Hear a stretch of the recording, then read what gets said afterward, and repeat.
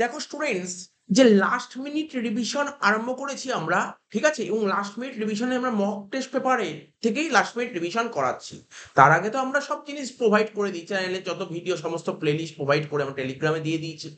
Past ইয়ার paper solve, সেখান দিয়েই পরীক্ষায় সব কোশ্চেন আসবে। 2019 সাল থেকে 2024 সালের মধ্যে ওটাও আপলোড করে দিয়েছি। ফার্স্ট ট্র্যাক রিভিশন ক্লাস দিয়ে দিয়েছি, ঠিক আছে। তো তো এখন ফাইনাল টাচ যে রিভিশন, যে মক টেস্ট যে কোশ্চেন গুলো ছিল ইম্পর্টেন্ট কোশ্চেন, সেইগুলো সলভ করাচ্ছি। তো দেখো এখন আমরা নেক্সট পার্টে চলে এসেছি। এখন যে নেক্সট পার্টটা, সেটা ইনকাম ফ্রম স্যালারি। এই ইনকাম ফ্রম স্যালারি থেকে আমাদের মক টেস্ট পেপার, যে দুটো মক টেস্ট পেপার ছিল, সেখানে যা যা কোশ্চেন সেট করেছিলাম সব কটা অঙ্কই আমি করা। যদি দেখি ভিডিওটা বড় হচ্ছে, তাহলে এর দুটো পার্ট বের করবো, ঠিক আছে। তো দেখো, ইনকাম ফ্রম স্যালারি থেকে তোমাদের পরীক্ষায় 25 মার্কস আসবে, এটা কিন্তু একটা এক্সপেক্টেড, ঠিক আছে। 25 মার্কস আসবে। 5 নাম্বারের দুটো, মানে 10 নাম্বার, অর্থাৎ গ্রুপ বি থেকে তোমার 10 নাম্বার পাবে, এবং গ্রুপ সি থেকে একটা 15 নাম্বার পাবে। এই 10 আর 15 25 নাম্বার। তুমি বুঝতেই পারছো 25 নাম্বার। তো এখন আপনি স্যার কোনটা করাবেন? এখন আমি প্রথমে করাবো মক টেস্ট পেপারে একটা কোশ্চেন ছিল হাউস রেন্ট অ্যালাউন্সেস। আমি একটু বের করে দেখিয়ে দিই তোমাদের। এই দেখো ফার্স্ট মক টেস্ট পেপারে এটা ছিল হাউস রেন্ট অ্যালাউন্সের একটা অঙ্ক ছিল। হাউস রেন্ট অ্যালাউন্সটা আমরা জিনিসটা আগে দেখে নিই, হাউস রেন্ট অ্যালাউন্স জিনিসটা কি, ঠিক আছে। তো কোনো পার্সন, বা বলো এরকম ভালোভাবে বললে, যদি আমরা যদি এরকম ভাবে বলি যে কোনো এমপ্লয়ি ধরো একটা কোম্পানিতে চাকরি করছে, কোনো এমপ্লয়ি একটা কোম্পানি চাকরি করছে, আচ্ছা সে গভর্নমেন্ট সেক্টরেও চাকরি করতে পারে, নন গভর্নমেন্ট সেক্টরেও চাকরি করতে পারে, ঠিক আছে। সে কোম্পানি থেকে সে বাড়ি ভাড়ার ভাতা পায়, মানে হাউস রেন্ট অ্যালাউন্স পায়। আমি আরো একটু ইন ডিটেলসে বলতে চাইলে, ধরো ধরো আমার বাড়ি কলকাতা, ঠিক আছে, আমি জবটা পেয়েছি বোম্বেতে, তাহলে কি আমি তো ডেলি প্যাসেঞ্জারই করতে পারবো না কলকাতা বোম্বে, তাহলে আমাকে বোম্বেতে একটা জায়গায় থাকতে হবে, থেকে আমাকে চাকরিটা করতে হবে। তো মালিক বুঝতে পারলো ব্যাপারটা, ঠিক আছে। তো তো আমাকে তখন কি করবে মালিক, এই যে বললো তুমি একটা ঘর ভাড়া করে নাও, ঘর ভাড়া করে থাকো, ঠিক আছে, এর জন্য প্রতি মাসে আমি তোমাকে একটা অ্যালাউন্স প্রোভাইড করব, ঠিক আছে। এটা হচ্ছে হাউস রেন্ট অ্যালাউন্সেস, ঠিক আছে। এবার এমন হতে পারে স্যার, যদি এরকম দূরে কাজ হয় তাহলে কি হাউস রেন্ট অ্যালাউন্স দেবে? না, এরকম কোনো কথা নেই। ধরো আমি কলকাতায় থাকি, ঠিক আছে, আমার ধরো জবটা করছি, ধরো আমি এমজি রোডে জব পেয়েছি, ঠিক আছে, কলকাতায় থাকি, কিন্তু আমি জবটা পেয়েছি ধরো এমজি রোডে। এক্ষেত্রেও কিন্তু আমি মালিকের কাছে বা কোম্পানি থেকে এইচআর এর টাকা পেতে পারি, হাউস রেন্ট অ্যালাউন্সের টাকা পেতে পারি। একটা বড় প্রশ্ন, ডিডাকশন মানে এক্সেমশন। নিজের বাড়িতে নিজের বাড়ি থেকে যদি তুমি যাতায়াত করো, তাহলে তুমি এক্সেমশন পাবে না। কিন্তু তুমি যদি ভাড়া বাড়ি থেকে যাতায়াত করো, ঠিক আছে, তাহলে তোমাকে দেখতে হবে তুমি এইচআর এর এক্সেমশন কখন পাবে। তুমি ভাড়া বাড়িতে থাকো তাহলে এক্সেমশন পাবে, নিজের বাড়িতে থাকলে এক্সেমশন পাবে না। বোঝা গেল? এইবার দেখো এইচআর এর যে ব্যাপারটা কি হয়, আমি রুলটা বলে দিচ্ছি। প্রথমে ধরো এখানে লেখা থাকবে এইচআর এ কত টাকা তুমি এইচআর এ পেয়েছো মালিকের কাছ থেকে, এর থেকে মাইনাস হয় exemption under section 10 subsection 13A rule 2A will be list of the ফলোইংস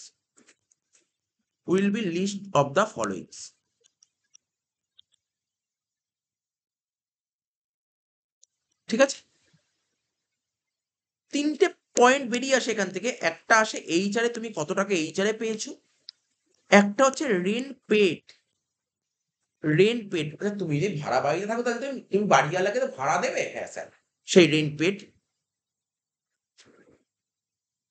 minus 10% of salary 10%। Salary মানে কি আমি এটাও বলবো স্যালারি 10% মানে কি, ঠিক আছে। তো তবে এই যে ধরো রেন্ট পেড আমি সাপোজ মনে করলাম 100 টাকা, আর 10% অফ স্যালারি ধরো 90 টাকা, সাপোজ 90 টাকা, তাহলে এখানে কত লিখবো 10 টাকা। এবার ধরো এখানে ধরো সাপোজ 100 টাকা থেকে ধরো 10% স্যালারি বেরোলো 120 টাকা, তাহলে কত হচ্ছে 100 থেকে 120 কত স্যার -20। তবে -20 লেখা যাবে, নেগেটিভ ফিগার যদি বেরোয় তখন এই কেসে কিন্তু নীল হয়ে যাবে, ঠিক আছে, বুঝতে পারলে তো। এটা মাথায় রাখে, ছোট ছোট সিনারিও গুলো মাথায় রাখো, তাহলে আর কোনো অসুবিধা হবে। আর কি, আর হচ্ছে কখনো কখনো 50% বা কখনো কখনো 40% অফ স্যালারি হয়ে থাকে। কখনো কখনো 50% অফ স্যালারি হয়, কখনো কখনো 50%, মানে কখনো কখনো 50% অফ স্যালারি, কখনো কখনো 40% অফ স্যালারি হয়ে থাকে। ঠিক আছে তো? স্যার কখন 50 কখন 40 আমি সব বলছি। তাহলে এই ৩ টের মধ্যে কি লোয়ার, যেটা লোয়ার হয়। ঠিক আছে? লিখলাম। ঠিক আছে? এই অ্যামাউন্টটা থেকে যদি এই অ্যামাউন্টটা বাদ দাও তাহলে হয় হচ্ছে ট্যাক্সেবল এইচআরএ। কি হয়? Taxable HRA.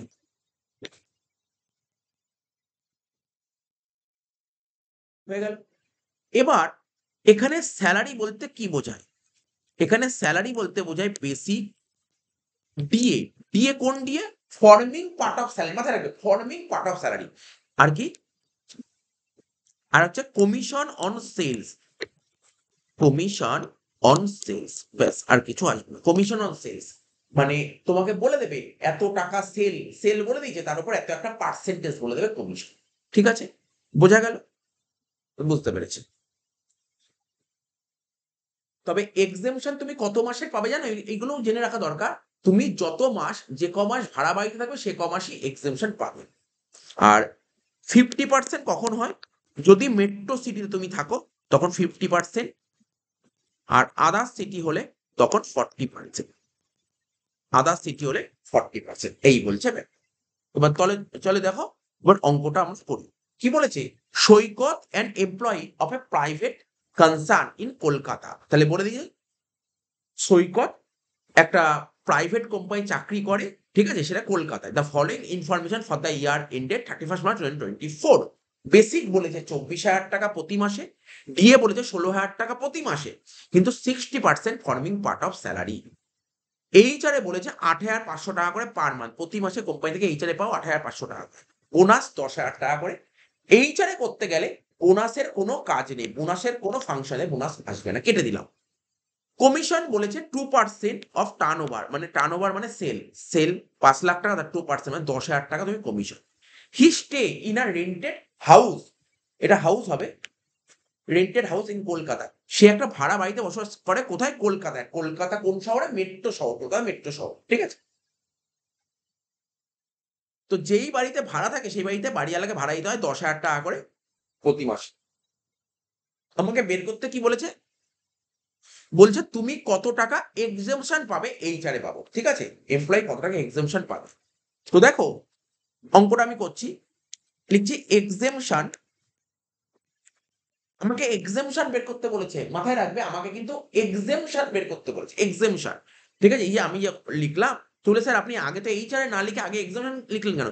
অ্যাকচুয়ালি তোমাকে পরীক্ষা যে কোশ্চেনটা সেট করেছে না, কোশ্চেনটায় তোমাকে এটা বের করতে বলেছে। এই পোরশনটা বের করতে হবে, শুধু এইটুকু। তোমাকে শুধু এইটুকু বের করতে বলেছে। ব্যাস। পুরোটা বের করতে বলেনি।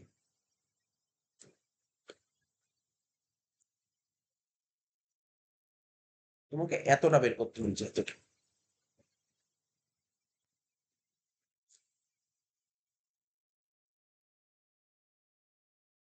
ঠিক আছে? এতটা বের করতে বলেছে। বুঝতে পারলে ব্যাপারটা? এই জন্যই আমি বলছি। তাহলে কি লিখবো? Exemption under section 10 subsection 13A rule 2A will be list of the followings.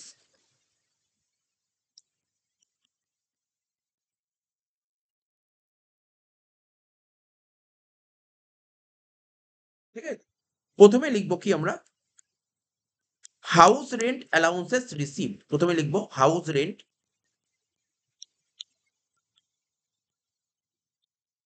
Allowances received. তো তুমি কত টাকা করে এইচআরএ পেয়েছো দেখো? স্যার এইচআরএ পেয়েছি 8,500 টাকা করে প্রতি মাসে। লিখ 8,500 ইন্টু 12। 8,500 ইন্টু 12 কত হচ্ছে? 1,02,000 টাকা। এবার লিখবো আমরা কি? Rent paid. এবার আমরা লিখবো কি? Rent paid minus 10% of salary. তাহলে কত টাকা করে বাড়ি ভাড়া দিয়েছো? স্যার 10,000 টাকা করে বাড়ি ভাড়া দিই। 10,000 টাকা করে। 10,000 ইন্টু 12। 10,000 টাকা করে বাড়ি। 10,000 ইন্টু 12 মাইনাস 10% অফ স্যালারি।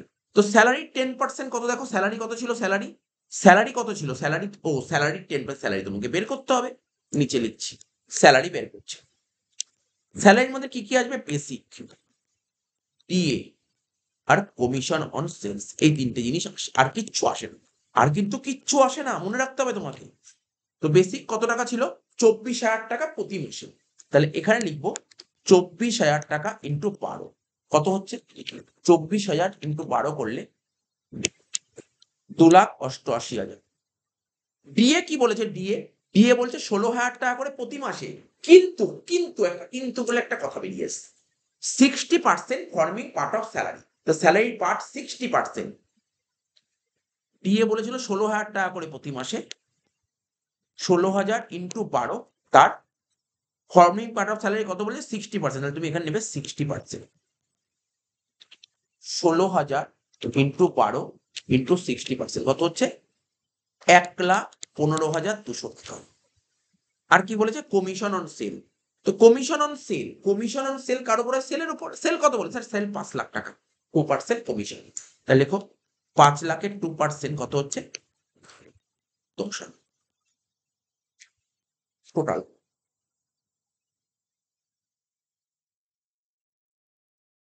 ঠিক আছে? হ্যাঁ, স্যার ঠিক আছে।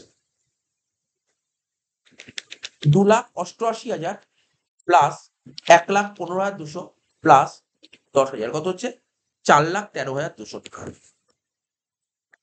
এটা বেরোলো স্যালারি। স্যালারি বেরোলো ৪,১৩,২০০।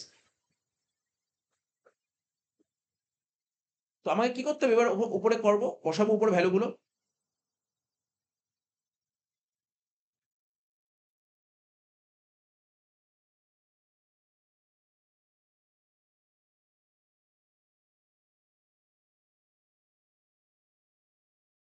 তাহলে কি লিখবো এখানে? ৪,১৩,২০০ তার উপর 10%। ঠিক আছে? তাহলে ১০,০০০ ইন্টু ১২ করলে কত হচ্ছে? ১,২০,০০০ মাইনাস ৪,১৩,২০০ উপর 10% করলে হচ্ছে তোমার ৪১,৩২০।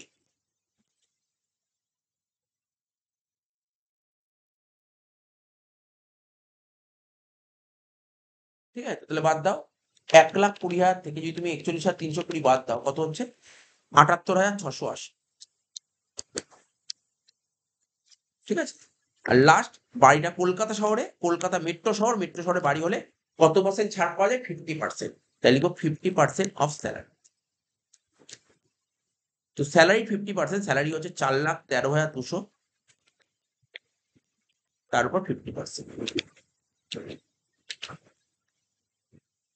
২,০০,৬০০০, ২,০০,৬,৬০০।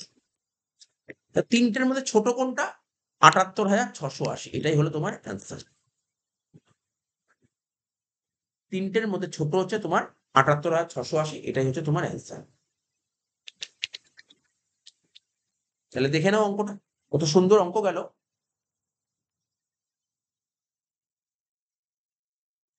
তাহলে বুঝতে পারলে? এই হলো অঙ্ক।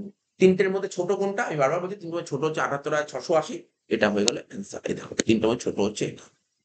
তাহলে আমাদের এইচআর এ ১ম এ কি করলাম? আমি সেলারি যখন আরম্ভ করলাম ১ম এ লাস্ট মিনিট রিভিশনে এইচআর এটা দিয়ে আরম্ভ করলাম। তাহলে এইচআর এর থিওরিটিক্যাল কনসেপ্ট একটু জানালাম। তারপর তোমাদের অঙ্কটা করলাম। ঠিক আছে? তাহলে বোঝা গেল এইচআর এর থিওরিটিক্যাল কনসেপ্ট গুলো। এবার চলো আমাদের যে নোট লেখা আছে, নোটে এইচআর এর থিওরিটিক্যাল কনসেপ্টটা একবার দেখিয়ে দিই। যেটা লেখা আছে সেটাই আমি বলে দিচ্ছি আরেকবার।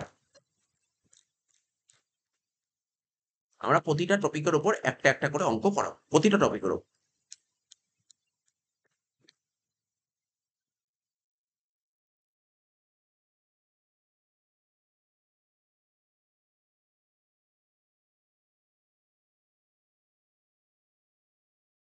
এই দেখ এইচআর এ।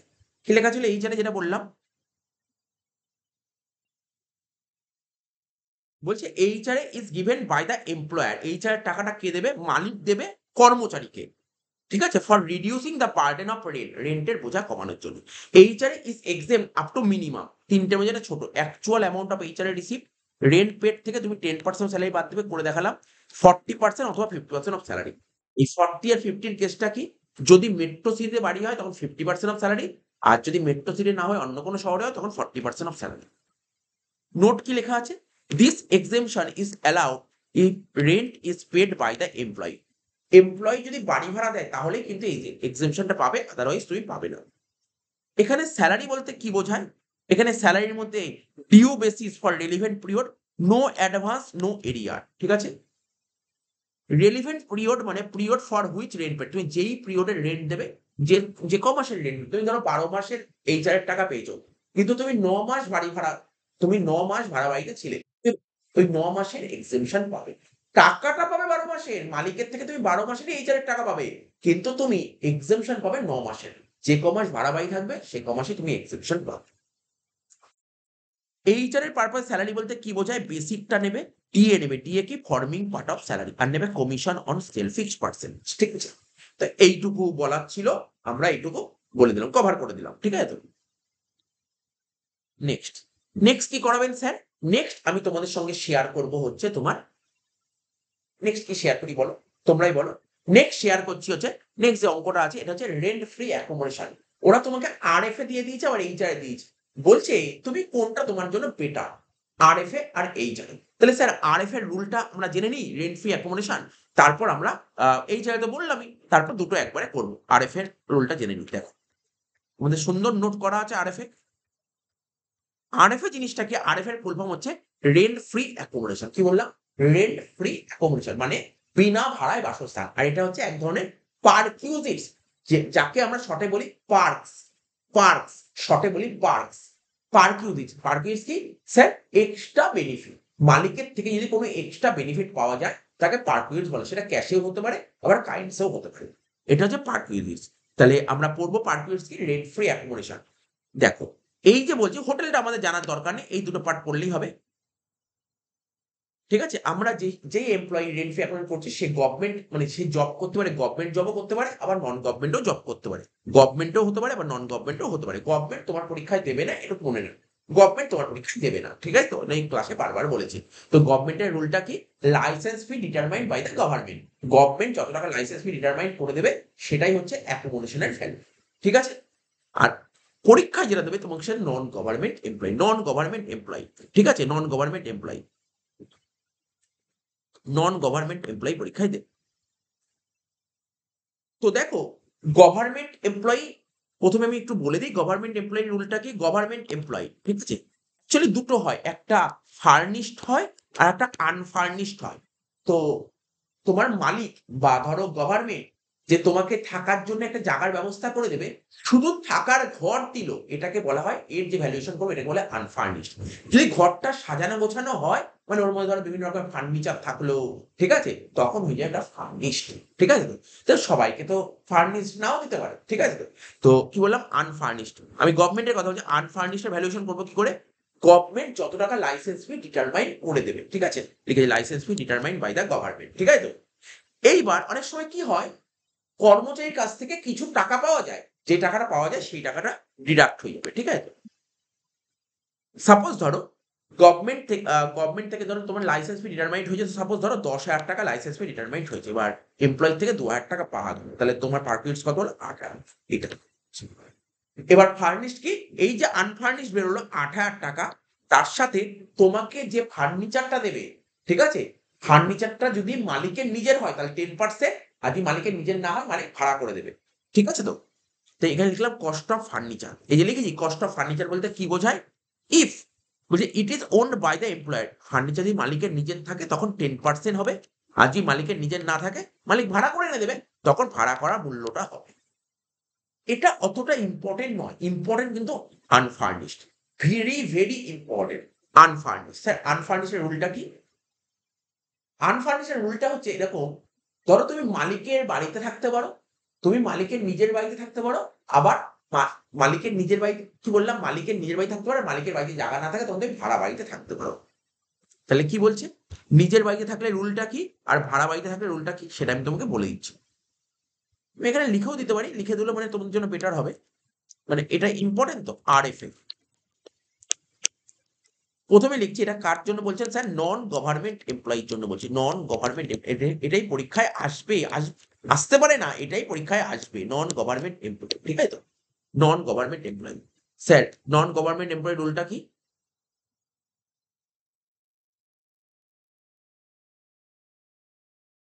এক মিনিট, নন গভর্নমেন্ট রুলটা কি?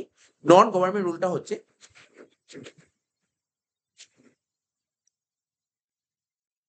Accommodation is owned by the employer, is owned by the employer। বলছে বাড়িটা যদি মালিকের নিজের, তাহলে সেক্ষেত্রে কি? এখানে না দুটো নিয়ম বলছে, দুটো নিয়ম, একটা ওল্ড রুল অ্যাপ্লাই করতে হবে, এটা মাথায় রাখবে, ওল্ড রুল আর একটা হচ্ছে নিউ রুল, একটা হচ্ছে ওল্ড রুল আর একটা নিউ রুল, একটা ওল্ড রুল একটা নিউ রুল, এটা পড়তে হবে। ওল্ড রুলটা কবে থেকে? 1/4/23 থেকে 31/8/23, ঠিক আছে, অর্থাৎ 5 মাস। আর নিউ রুলটা কবে থেকে? 1/9/23 থেকে 31/3/24, এটা 7 মাস। ঠিক আছে, ঠিক আছে। এবার কি বলছে? এবার কি বলছে? জনসংখ্যা মানে পপুলেশনের কথাটা বলা হবে, পপুলেশন। এবার এখানে একটু দেখে নাও, তারা বলছি এখানটায় আগে কি ছিল, এখন কি হয়েছে।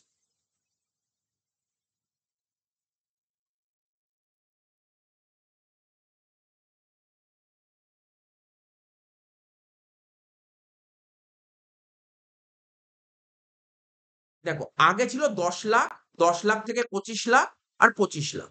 দেখো, আগে ছিল আপ টু 10 লাখ, 10 লাখ কি পপুলেশন, তারপর 10 লাখ থেকে 25 লাখ আর অ্যাবাভ 25 লাখ।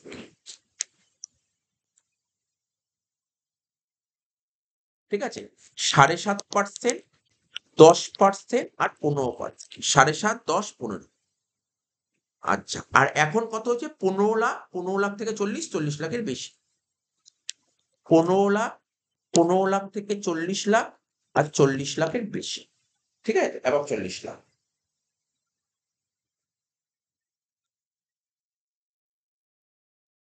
এটা ওই যে 5%, 7.5% আর 10%, এটা মনে রাখতে হবে। ঠিক আছে, স্যার এই জিনিসটা কি, এই পপুলেশন ব্যাপারটা দেখ, তুমি যেই শহরে থাকবে, ঠিক আছে, তুমি যেই শহরে থাকবে, রেন্ট ফ্রি অ্যাকোমোডেশন ব্যাপারটা বুঝতে পারছো তো?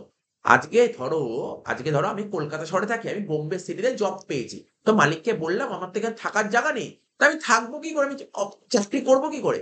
তখন মালিক বললো তোমাকে চিন্তা করতে হবে না, তুমি চাকরি করো, তোমাকে থাকার ব্যবস্থা করে দেওয়া হবে। সেই থাকার ব্যবস্থা কেমন হয়? মালিকের বাড়িতে থাকবে, যেমন স্টাফ কোয়ার্টার গুলো হয়, মালিকের বাড়িতে থাকবে। আর যদি মালিকের বাড়িতে জায়গা না থাকে, মালিক ভাড়া করবে। অর্থাৎ যেই শহরে এই কথাটা বলা হচ্ছে থাকবে বা ভাড়া করে দেবে, ঠিক আছে, যেই শহরে থাকবে, যেই শহরে থাকবে সেই শহরের জনসংখ্যা কত। ঠিক আছে, আগের নিয়ম বলছে সেই শহরের জনসংখ্যা যদি 10 লাখ হয়, তাহলে 7.5% অফ স্যালারি, 10 লাখ থেকে 25 লাখের মধ্যে হলে 10% অফ স্যালারি, 25 লাখের বেশি হলে 15% অফ স্যালারি। তোমাদের পরীক্ষা চেক করে নিতে হবে না, তোমার পরীক্ষায় যেটা দিয়ে দেবে না, তোমার পরীক্ষায় কলকাতা শহর দিয়ে দেবে, আর কলকাতা শহর না দিলেও তোমাকে মেট্রো শহর বলে দেবে। অ্যাকচুয়ালি তোমার পক্ষে তো জানা সম্ভব নয় কোন শহরের জনসংখ্যা কত, তবে এটুক তো তোমার নলেজ আছে, বা তোমাদের নলেজ আছে, এটুক তো নলেজ আছে যে মেট্রো শহরের জনসংখ্যা সবসময় 25 লাখ বা 40 লাখের বেশি হয় মেট্রো শহরের জনসংখ্যা। তো তোমাকে তোমাকে না সুন্দর করে এই রুলটা মাথায় রাখো, এই রুলটা মাথায় রাখলেই হবে, এই রুলটা মাথায় রাখলেই হবে। ঠিক আছে, এই রুলটা মাথায় রাখ, আর কিছু মাথায় রাখ না রাখলেও চলবে। তাহলে কি বললাম? পুরোনো রুল কি ছিল? পুরোনো রুল কি ছিল?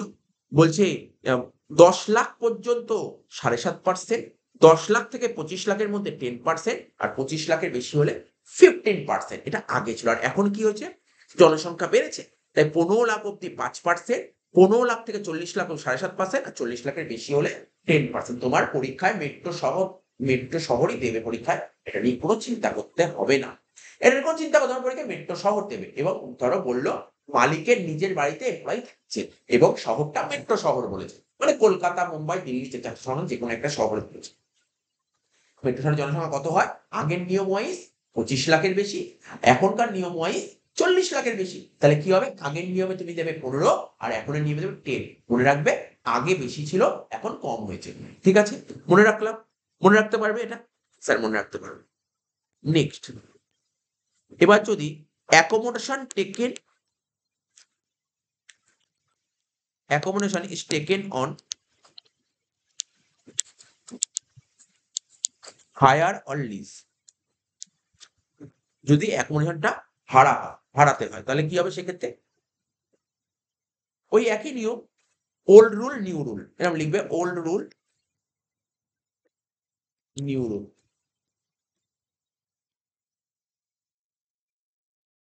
ঠিক আছে তো? Will be list of the followings, will be list of the followings.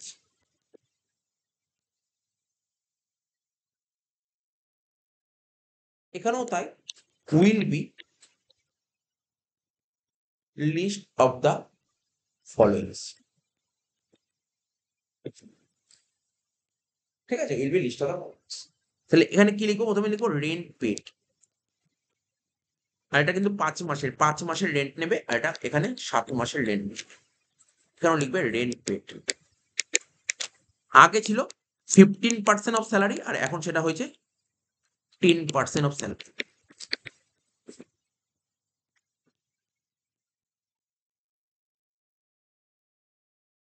ঠিক আছে, এই হলো ব্যাপার। তাহলে বোঝা গেল ব্যাপারটা, রুলটা বলে দিলাম আমি তোমাকে। এবার আমরা অঙ্কে চলে আসতে পারবো।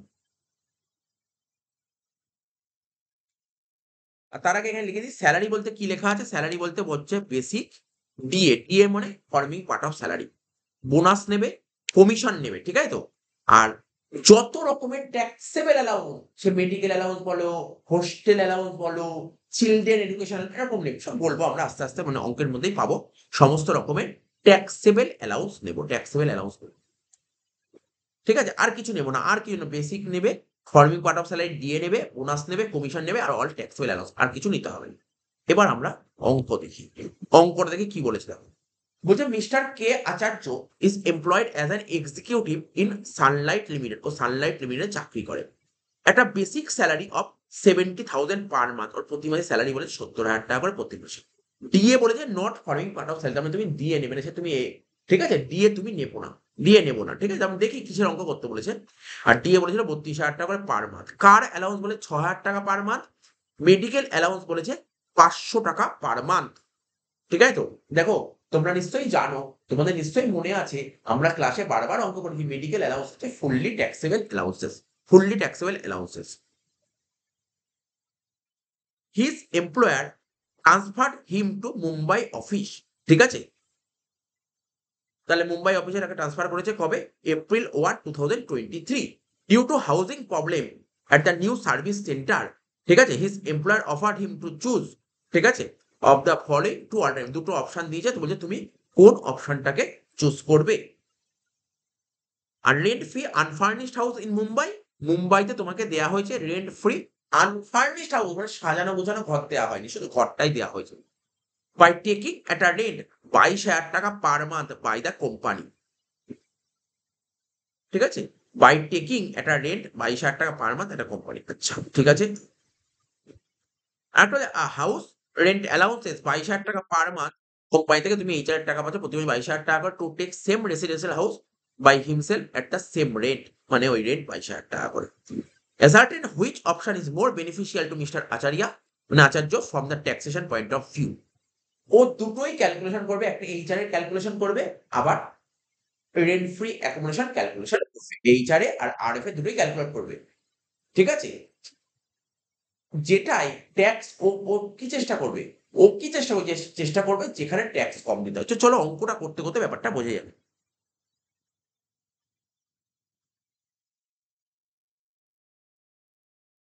প্রথমে কি করবেন স্যার? প্রথমে আমরা করি আরএফ, যেটা আগেরটা শেখালাম, আরএফ এটা করি, আরএফ এটা। প্রথমে আমরা আরএফ এটা করছি। ঠিক আছে, লিখছি, উপরে লিখতে হবে আরএফএ মানে রেন্ট ফ্রি অ্যাকোমোডেশন, ওটা অ্যাকচুয়ালি পার্কিউটস এর পার্ট, তাই লিখছি ভ্যালুয়েশন অফ পার্কিউটিস। লিখছি কি? Valuation of পার্কিউটিস।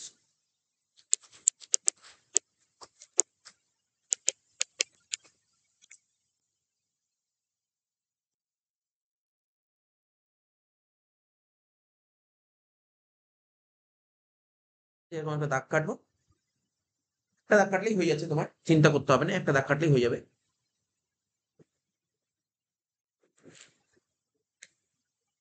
প্রথমে লিখবো ফর ফার্স্ট 5 মান্থস,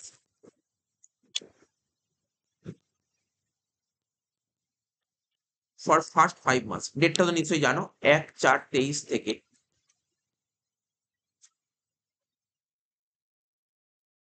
31/8/23 কত টাকা করে? আচ্ছা এখানে নিয়মটা কি ছিল? এটা আচ্ছা এটা কি? এখানে যে আরএফএ বলে যে মালিকের নিজের বাড়ি না ভাড়া বাড়ি? স্যার ভাড়া বাড়ি। এটা ভাড়া বাড়ি। পরিষ্কারভাবে বলেছে ভাড়া বাড়ি, ভাড়া বাড়ি। ভাড়া বাড়ির নিয়মটা এইমাত্র লিখলাম। দেখো তুমি দেখো লেখা আছে কি? Will be list of the followings লেখ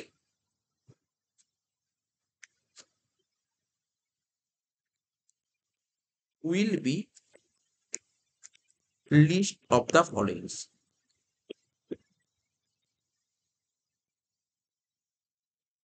প্রথমে কি লিখবো? Rent paid. কত টাকা করে বাড়ি ভাড়া দিতে হচ্ছিল? স্যার কোশ্চেনে বলেছে 22,000 টাকা করে বাড়ি ভাড়া। আর যেহেতু প্রথমটা 5 মাস, প্রথম 5 মাস 22,000 ইন্টু 5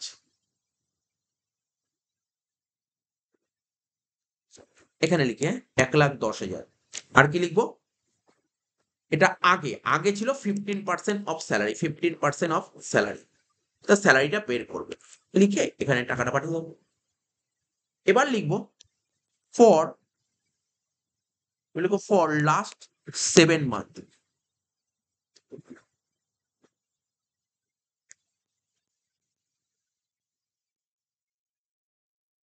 ডেটটা কি হবে? 1/9/23 থেকে 31/3/24। 1/9/23 থেকে তোমার 31/3/24। তো দেখো এখানটা কি লিখবো আমরা? এখানটা আমরা কি লিখবো? এখানে লিখবো, আবার লিখবো রেন্ট পেড। এবার 7 মাসের রেন্ট হবে 22,000 ইন্টু 7 কত হচ্ছে? 22,000 ইন্টু 7 করলে হচ্ছে 1,54,000। এবার লিখবো এখানে এখন স্যালারি কত হয়েছে? 10%। আগে 15 ছিল, এখন 10 হয়েছে। 10% অফ স্যালারি, স্যালারি 10% করে এখানে টাকাটা লিখবো, করে এখানটায় ঠিক আছে টোটাল করে দেবো, অঙ্ক শেষ হয়ে যাবে। মানে এই পার্টটা আর এফ এটা শেষ হয়ে যাবে। স্যালারি বলতে কি বোঝায়? স্যালারি বলতে এখানে বোঝায় বেসিক। ডিএ নেব না, কারণ ডিএ বলেছে not forming part of salary, তাই ডিএটা নেব না।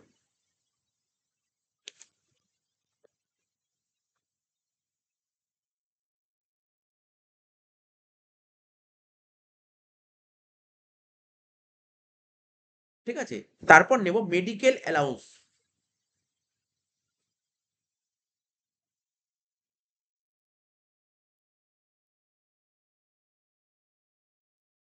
তারপর লিখবো আমি কি শিখিয়েছিলাম? আরএফএ করতে গেলে রেন্ট অ্যাকাউন্ট করার সময় ওখানে either basic, DA, commission, bonus আর all taxable allowance, all taxable allowance. ঠিক আছে, তো বেসিক নেব, ডিএ নেব আর মেডিকেল অ্যালাউন্স নেব। ঠিক আছে, তাহলে বেসিক স্যালারি কত ছিল অঙ্কে দেখো?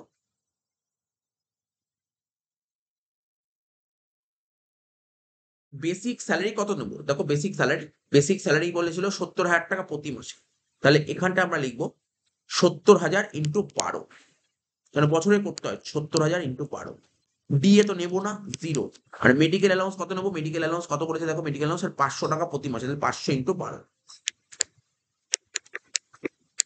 এবার দেখো স্যার কার অ্যালাউন্স নেওয়া হলো না কেন? দেখো রুলটা দেখো, কার অ্যালাউন্স সম্পর্কে কি বলেছে। কার অ্যালাউন্স অল, মানে সমস্ত এই অ্যালাউন্স গুলো ছিল, ওটা একটু তুমি পড়ে নাও, তাহলে তুমি বুঝতে পারবে।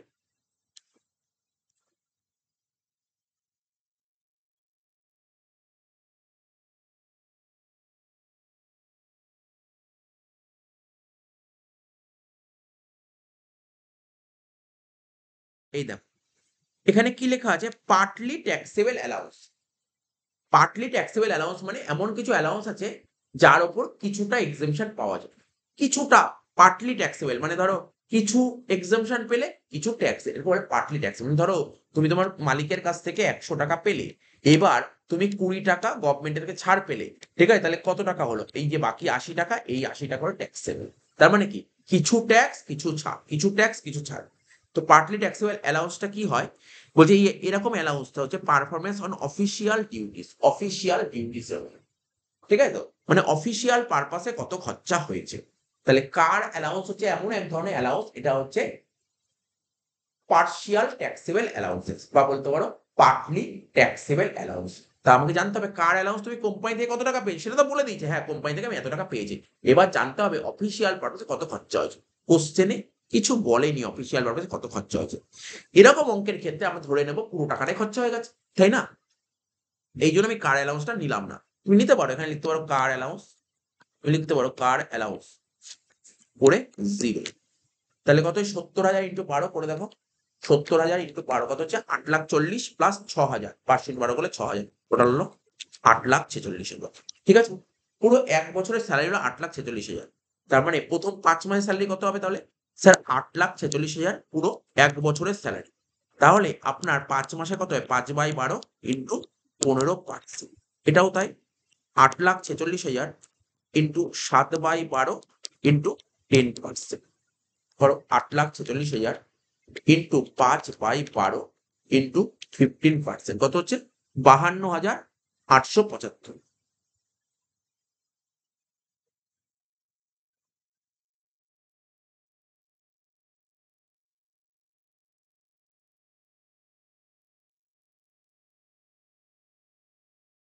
কোশ্চেনটা একটু দেখে নিই, ডিএটা কি বলে? ডিএ তো not forming part of salary বলেছিল। আচ্ছা ঠিক আছে, ঠিক আছে, তাহলে ঠিক আছে, এটা আমি এটাই দেখতে চাইছিলাম। তাহলে কত হলো? এটা 52,875।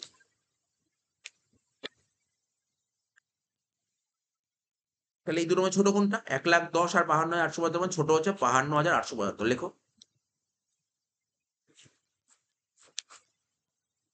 আর এখানে 8,46,000, 8,46,000 ইন্টু 7/12, ঠিক আছে, ইন্টু 10%, কত হচ্ছে? 49,350, লেখো। এই দুটোর মধ্যে ছোট কোনটা? 49,350। 49,350 আর 52,875 দুটো যোগ করে কত হচ্ছে? 1,02,225। তাহলে তুমি যদি এই অপশনটা নাও, ঠিক আছে, তুমি যদি আরএফএ অপশন নাও, তাহলে তোমার ট্যাক্সেবল অ্যামাউন্ট বেরোবে কত? 1,02,025। এবার যদি তুমি এইচআরে নাও, তাহলে তোমার অপশন কি বেরোবে? দেখি এইচআরে নিলে আমাদের অপশনটা কি বেরোবে।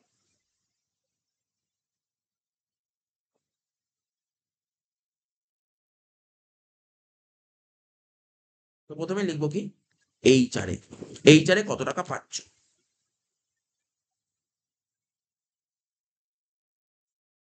এইচআরে তুমি কত টাকা পাচ্ছ? স্যার এইচআরে 22,000 টাকা পাচ্ছি, 22,000 টাকা। তাহলে লিখবো কি? 22,000 ইন্টু 12,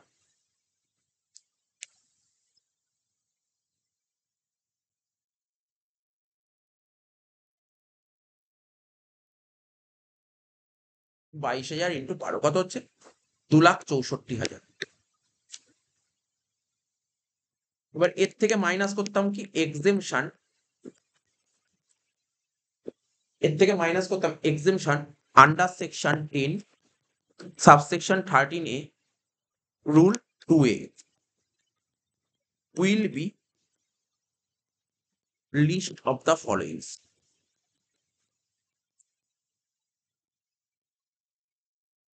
ঠিক আছে, will be list of the following। তাহলে কি লিখবো প্রথমে? প্রথমে লিখবো অ্যাকচুয়াল অ্যামাউন্ট অফ এইচআরএ। তাহলে কত টাকা পেয়েছে অ্যাকচুয়ালি? 2,64,000। এবার লিখবো রেন্ট পেড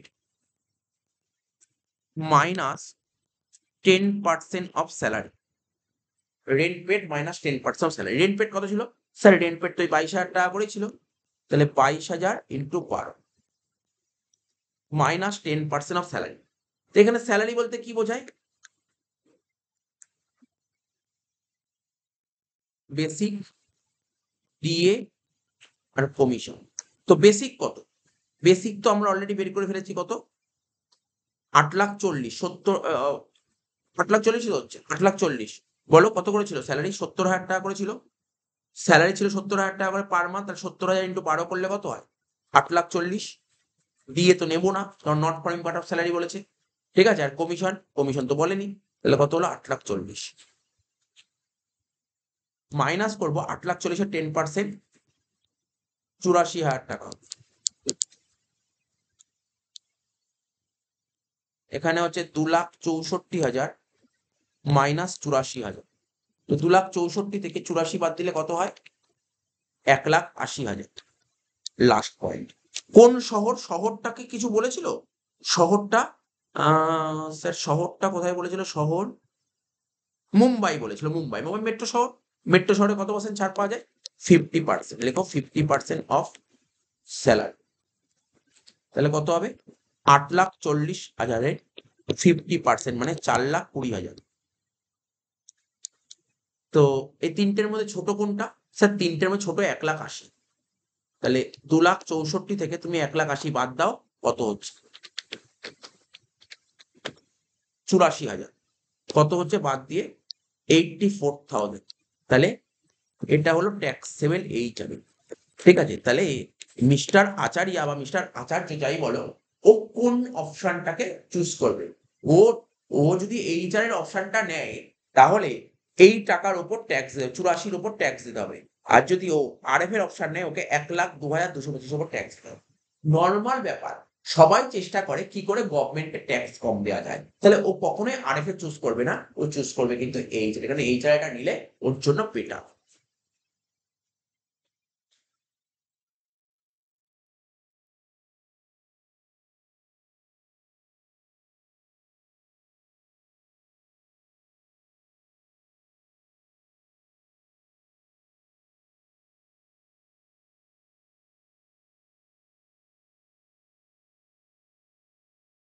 তাহলে দুটো হয়ে গেল। এবার সিতে একটা অঙ্ক দিয়েছিলাম, পেনশন। পেনশনের একটা অঙ্ক চুজ করা হয়েছিল, পেনশন। তাহলে পেনশনের রুলটা তোমাদের আগে পড়ে দিতে হবে না? রুলটা একটু দেখিয়ে দিই, তারপর তো তুমি পেনশনের অঙ্ক ইজিলি করে ফেলতে পারবে।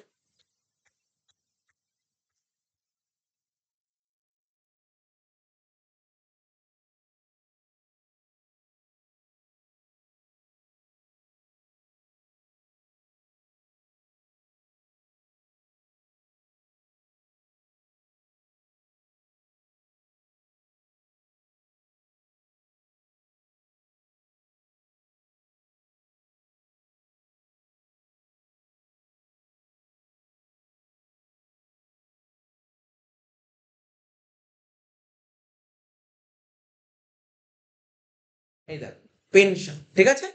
পেনশন, পেনশনটা কি?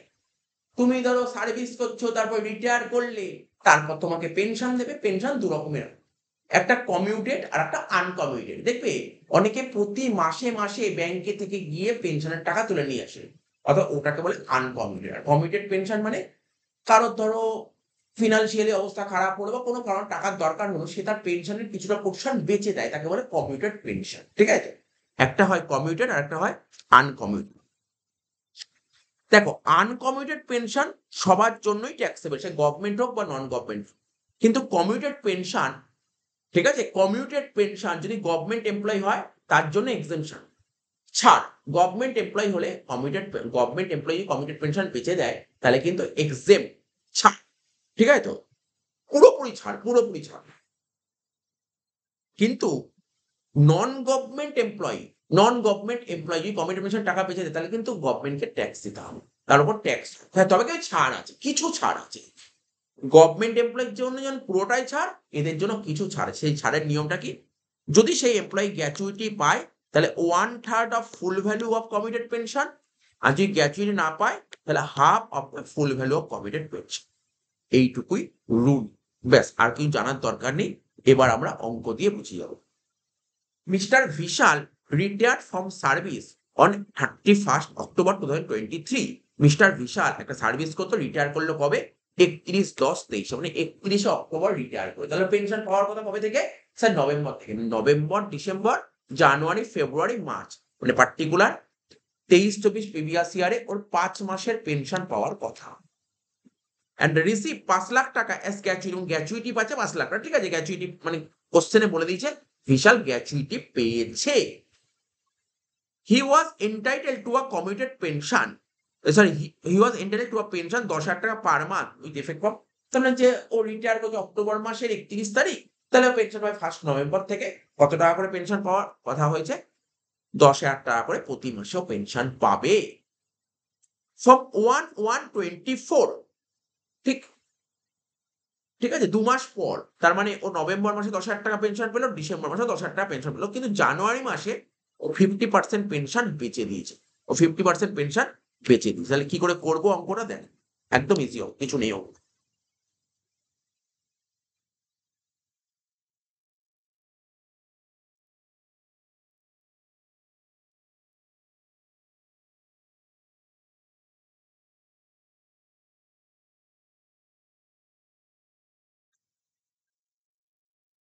প্রথমে কি লিখছি, মান্থলি পেনশন বা যাকে আমরা বলি আনকমিটেড পেনশন, তাকে আনকমিটেড পেনশনই লিখি, আনকমিউটেড পেনশন, এটাকেই বলা হয় মান্থলি পেনশন, আনকমিটেড পেনশন।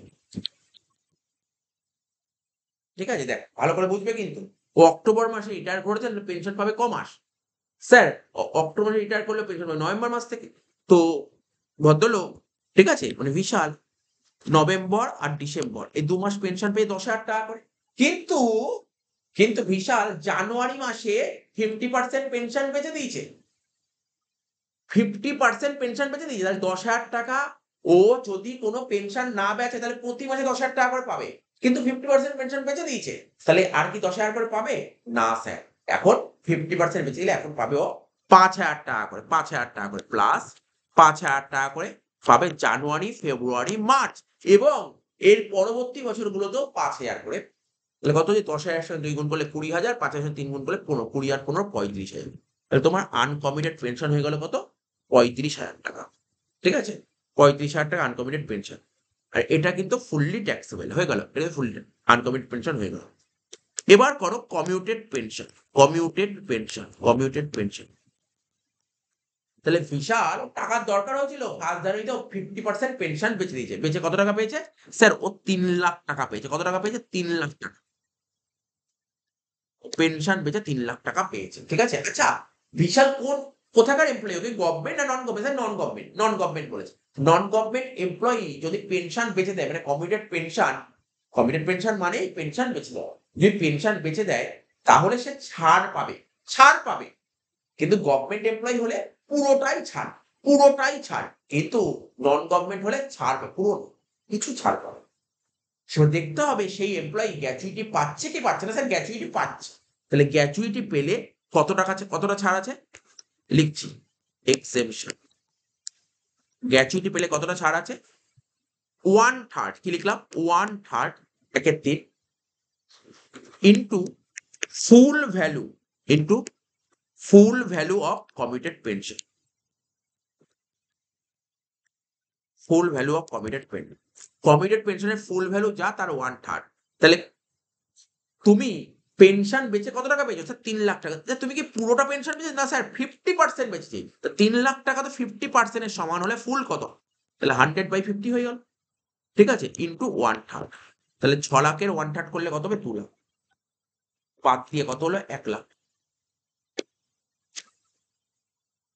ঠিক আছে? তাহলে টোটাল ট্যাক্সেবল অ্যামাউন্ট কত বেরোলো? 1,35,000। ঠিক আছে তো? আনকমিটেড পেনশনের উপর ট্যাক্স দিতে হবে 35 আর কমিটেড পেনশনের উপর ট্যাক্স দিতে হবে 1 লাখ। এই ছিল তোমার অঙ্ক। ঠিক আছে তো?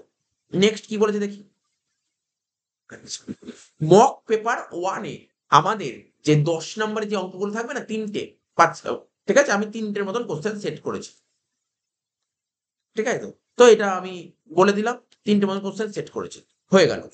এবার মক পেপার 2 এ দেখি এরকম ছোট, ছোট অঙ্ক কি দিয়েছে মক পেপার 2 এ।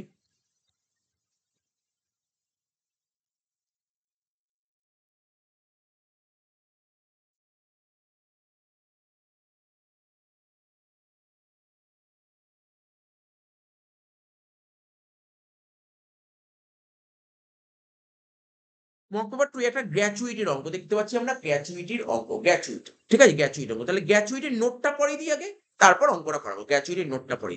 গ্র্যাচুইটির নোটটা মনে হচ্ছে আগে আছে।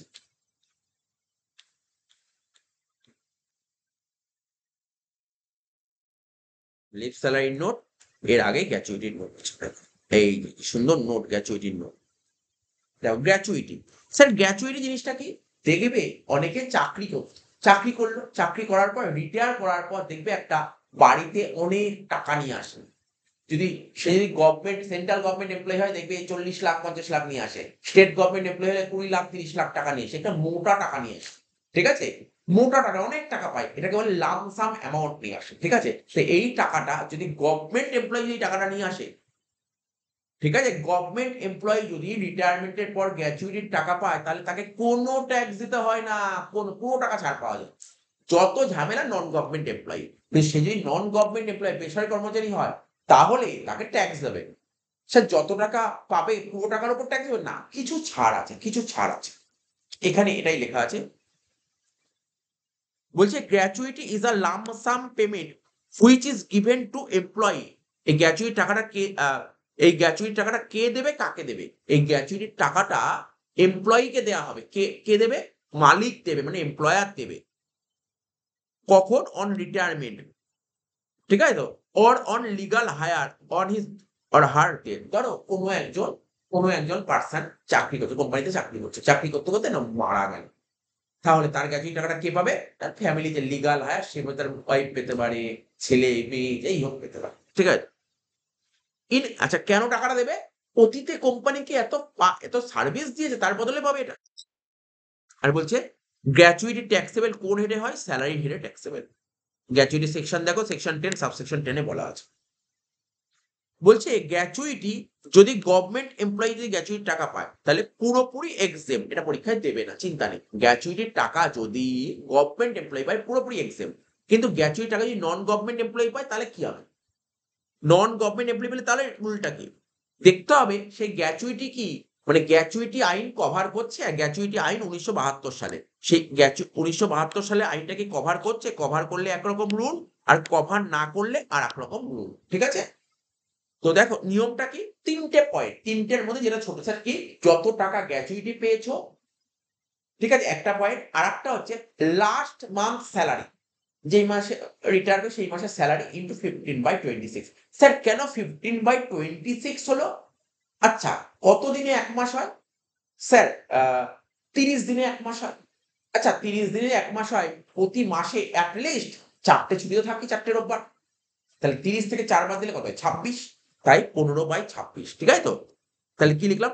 15/26 into last month salary into তুমি কত বছর চাকরি করেছো, কত বছর কোম্পানি চাকরি করলা, number of complete year of service or part thereof in excess of 6 months. লাইনের মানে আমি বুঝিয়ে দিই, আমি আছি বুঝিয়ে দিচ্ছি আমি লাইনের মানে কি বলতে চেয়েছি। সাপোজ ধরো তুমি কোম্পানিতে ১০ বছর ৫ মাস কাজ করেছো। ঠিক আছে?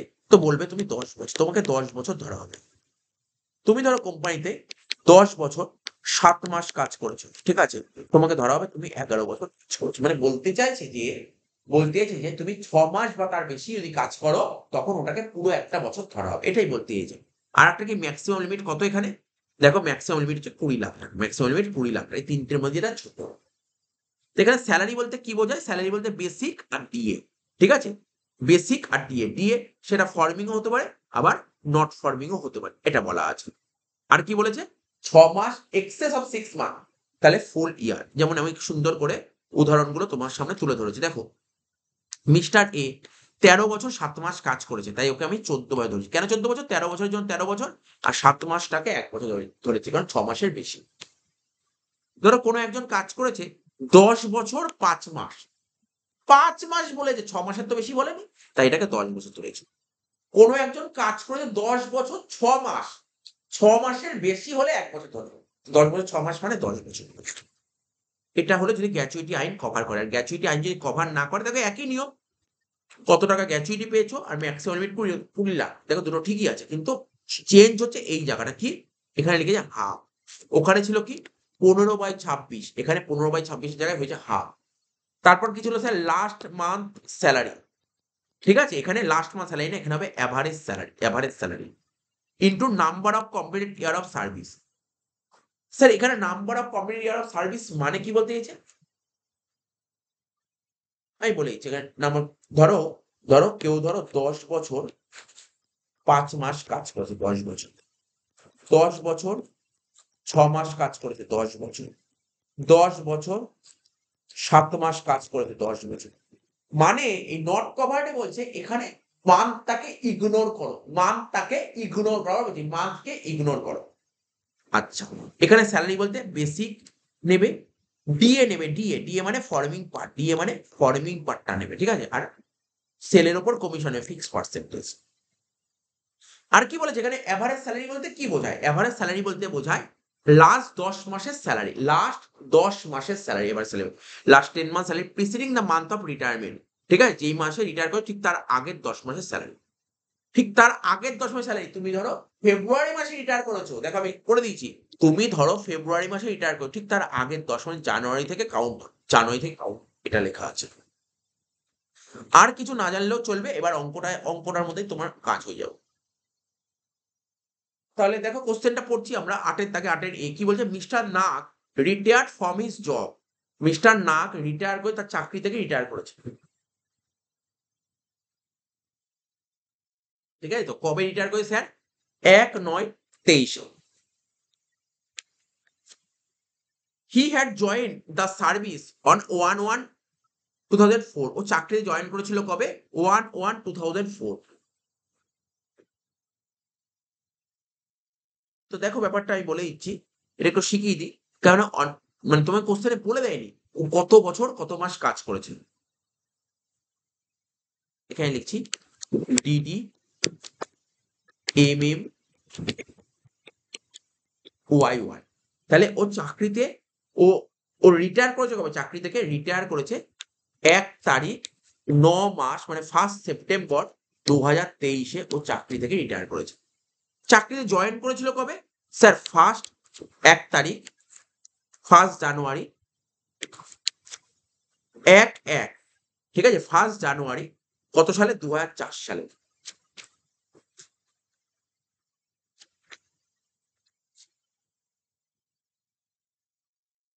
2004 সালে ও চাকরিতে জয়েন করেছে। কবে জয়েন করেছে চাকরিতে? 2004 সালে। তাহলে কি হচ্ছে, কতদিন হচ্ছে? এখানে তো 1/1 মিলে গেল, 1/9 মানে 8 মাস, আর এটা হচ্ছে 19 বছর। তাহলে 19 বছর 8 মাস কাজ করেছে। কত বছর কাজ করেছে সে? 19 বছর 8 মাস কাজ করে। তারপর পরে কোশ্চেন, কারণ কোশ্চেনটা আমাকে বুঝতে হবে এটা কভার্ড না নট কভার্ড। বলছে at the time of his retirement. Retirement যেই সময় সে রিটায়ার করছে সেই সময় he was getting a basic salary 20,000। যখন রিটায়ার করে তার বেসিক স্যালারি ছিল 20,000 টাকা প্রতি মাসে। ডিএ পাচ্ছে 10% অফ বেসিক, বেসিকের 10% which forming part of salary. ঠিক আছে, নেবো, DA forming part of salary বললেই নিতে হয়, তো ফর্মিং পার্ট অফ স্যালারি বলেছে নেবো। এন্ড কমিশন বলেছে, সেলের উপর কমিশন বলেছে 1% of the total turnover sales achieve by him. আচ্ছা, এই মিস্টার নাগের জন্য কোম্পানির সেল হয়েছে কত টাকা? সেল হয়েছে মিস্টার নাগের জন্য কোম্পানির সেল হয়েছে কত টাকা? বলছে his turnover for the 12 month ending 31/8/23। ঠিক আছে, তো ওয়াস 12 লাখ। নাগের জন্য কোম্পানির 12 লাখ টাকা সেল হয়েছে, 1 বছরে 12 লাখ টাকা সেল হয়েছে, এবং ওকে 1% কমিশন দেবে। হি receive a some of rupees 3,20,000 gratuity, এবং সে গ্র্যাচুইটি পাচ্ছে।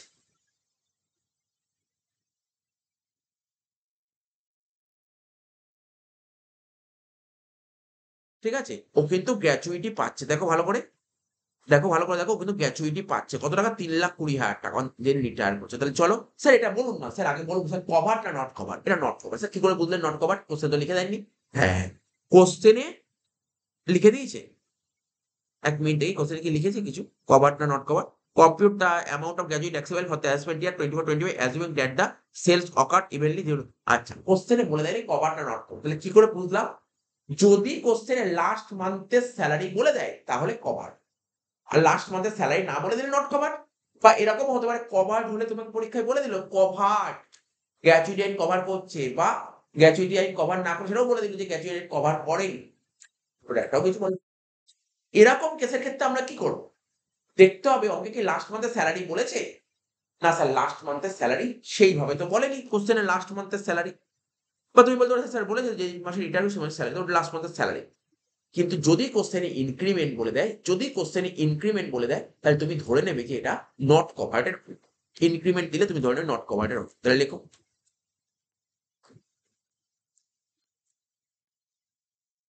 তো এটা কিন্তু নন গভর্নমেন্টের অঙ্ক চলছে। হ্যাঁ, প্রথমে কি লিখবো আমরা? Gratuity receive. প্রথমে লিখবো গ্র্যাচুইটি রিসিভ। তুমি গ্র্যাচুইটি কত টাকা পেয়েছো? স্যার গ্র্যাচুইটি কোশ্চেনে 3,20,000 বলে দিয়েছে, গ্র্যাচুইটি তুমি 3,20,000 টাকা পেয়েছো।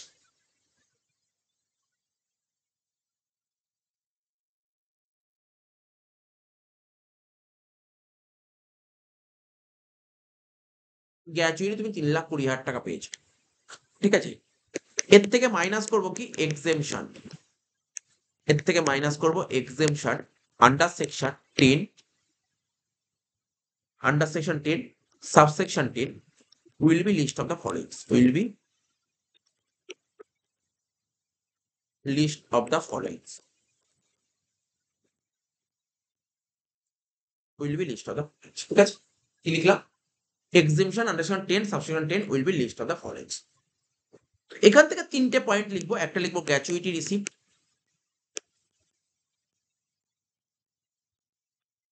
কত টাকা? 3,20,000 টাকা। তারপর লিখবো কি, যেহেতু আমি এটাকে নট কভার ধরেছি, তাহলে কি হবে? নট কভারের নিয়ম কি শিখেছি? Half into average salary, half into average salary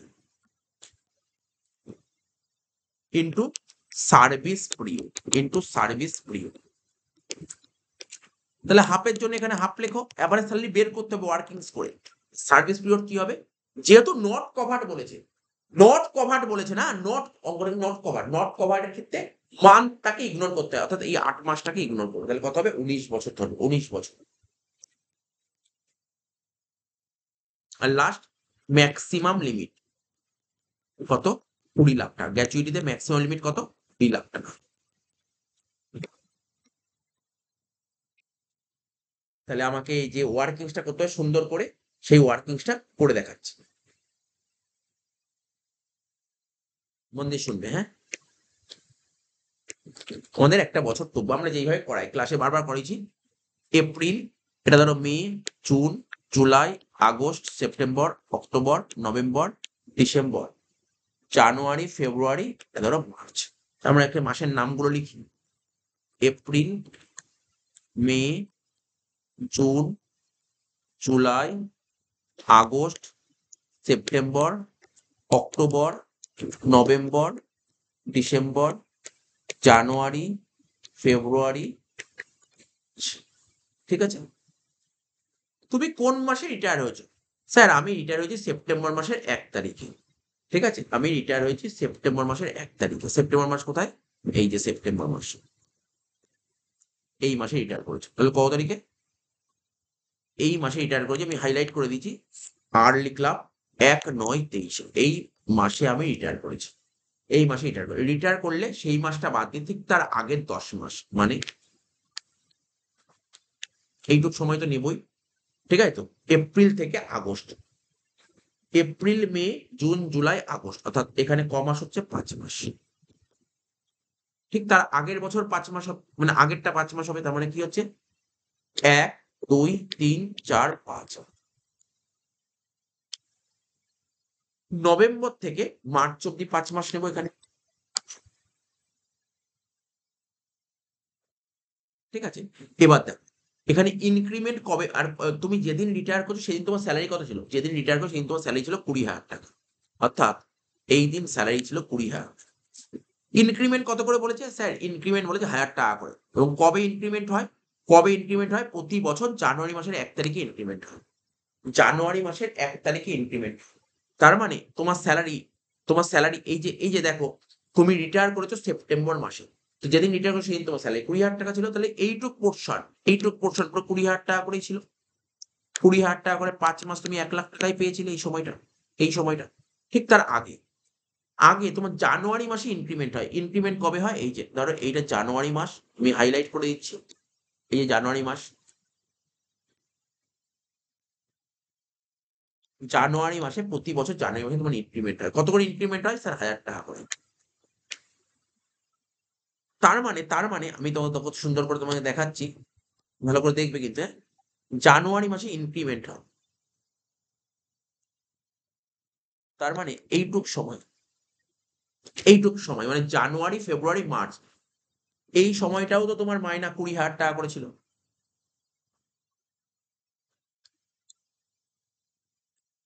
20,000 টাকা করে 3 মাস ছিল।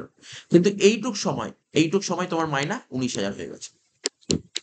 19,000 টাকা করে 2 মাস। তাহলে আশা করি বুঝতে পারলে। আশা করি বুঝতে পারলে। সিম্পল ব্যাপার। তুমি সিম্পল ভাবো, একদম সিম্পল ভাবো। তুমি রিটায়ার করেছো সেপ্টেম্বর মাসে। সেপ্টেম্বর মাসে তোমার স্যালারি ছিল 20,000। ঠিক আছে? আর তোমার প্রতি বছর স্যালারি বাড়ে জানুয়ারি মাসের 1 তারিখে। তাহলে তুমি ব্যাকে আসো। তাহলে আগস্ট মাসে স্যালারি কত ছিল? তোমার 20,000 টাকা। জুলাইয়ে কত ছিল? 20,000 টাকা। জুনে কত ছিল? 20,000 টাকা। মেতে কত ছিল? 20,000 টাকা।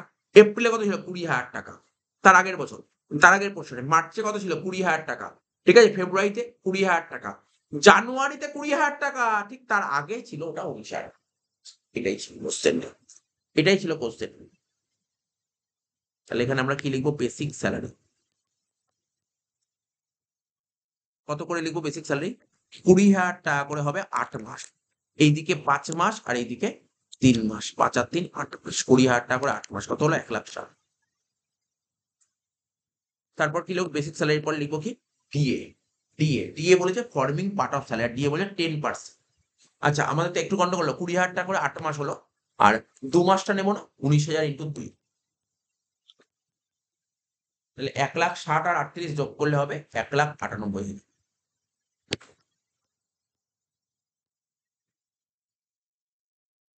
ডিএ। ডিএ কত করে বলেছিল? ডিএ বলেছিল তোমার 10%, মানে 1,98,000 এর উপর 10% করলে 19,800।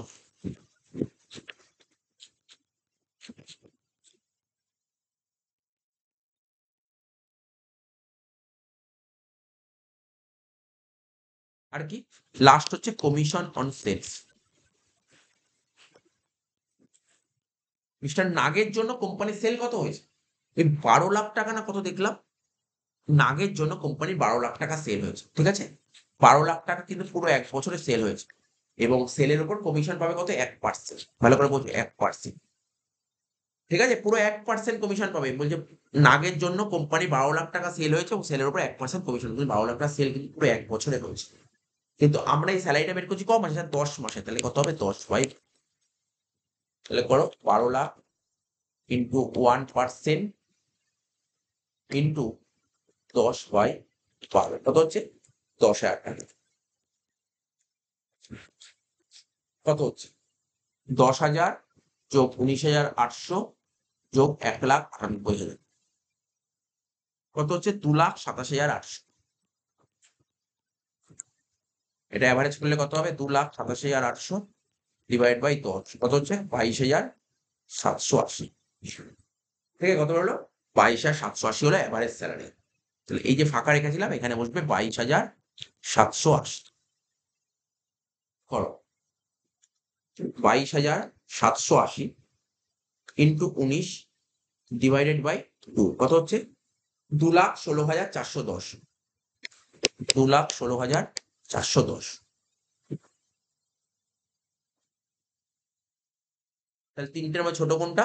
স্যার 2,16,410। এবার 3,20,000 থেকে 2,16,410 বাদ দিলে কত হচ্ছে? 1,03,590। এটাকে বলা হয় ট্যাক্সেবল গ্র্যাচুইটি।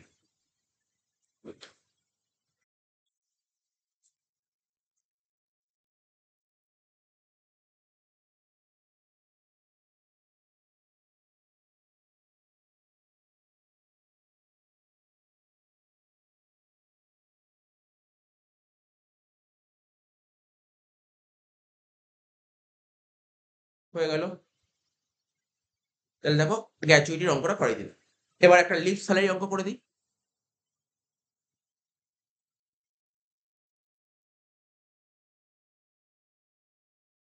এবার একটা লিভ স্যালারি অঙ্ক করে দিচ্ছি। লিভ স্যালারি, একটা লিভ স্যালারি অঙ্ক, ঠিক আছে?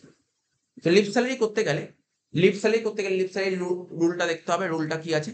রুলটা পরে দিই তোমাদের একবার। গ্র্যাচুইটির নিচেই লিভ স্যালারি আছে। এই দেখো লিভ স্যালারি, একই নিয়ম। লিভ স্যালারিকে বাংলায় বলা হয় ছুটির বেতন। ছুটির বেতন, ঠিক আছে তো? আর লিভ স্যালারির টাকাটা রিটায়ারমেন্ট বলছে। হ্যাঁ, তুমি চাকরি করতে করতে লিভ স্যালারির টাকা তোলো, তাহলে কিন্তু তোমার ট্যাক্সেবল। ঠিক আছে, ট্যাক্সেবল, ফুললি ট্যাক্সেবল, সে তুমি গভর্নমেন্ট হোক বা নন গভর্নমেন্ট হোক। কিন্তু রিটায়ারমেন্টের পর যদি তুমি লিভ স্যালারির টাকাটা তোলো, গভর্নমেন্ট এমপ্লয়ি হলে তো ফুললি এক্সেম্পট, মানে পুরো কোনো ট্যাক্স দিতে হবে না। যা পাবে পুরোটাই ছাড়। কিন্তু নন গভর্নমেন্ট এমপ্লয়ি হলে কিছুটা ছাড় পাওয়া যায়। ঠিক আছে, এখানে এইসবই লেখা আছে। লিভ স্যালারি রুলটা কি? গভর্নমেন্ট এমপ্লয়ি তো পুরোপুরি এক্সেম্পট, নন গভর্নমেন্ট নিয়ে আলোচনা করছে। তো কত টাকা ছাড় পাওয়া যায়? তুমি কত টাকা লিভ স্যালারি পেয়েছো সেটা প্রথমে লিখবে। হ্যাঁ, আমি এত টাকা লিভ স্যালারি পেয়েছি। তারপর cash equivalent of leave to the credit of employee at the time of retirement. লাইনটার মানে সাপোজ ধরো তুমি ধরো একটা কোম্পানি চাকরি করছো, ঠিক আছে? সেই কোম্পানি থেকে রুল করে দিয়েছে না প্রতি বছর তোমাকে এতদিন করে ছুটি আছে। স্যার কতদিন করে ছুটি দেয়? প্রতি বছর ধরো কোম্পানি বললো যে কোম্পানি বলল প্রতি বছর আমি তোমাকে 25 দিন করে ছুটি দেবো। ঠিক আছে? প্রতি বছর 25 দিন করে ছুটি দেবো। ঠিক আছে? আর তুমি কোম্পানিতে কাজ করেছো 30 বছর। সাপোজ 30 বছর কাজ করেছো। তাহলে 25 × 30 কত হচ্ছে?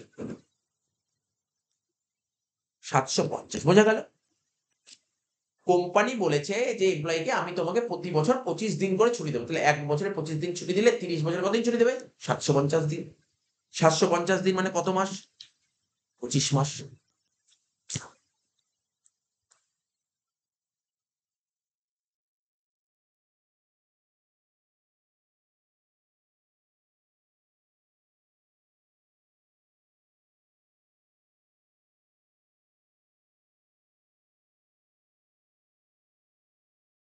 তাহলে 750 দিন মানে কত মাস বললাম? 25 মাস।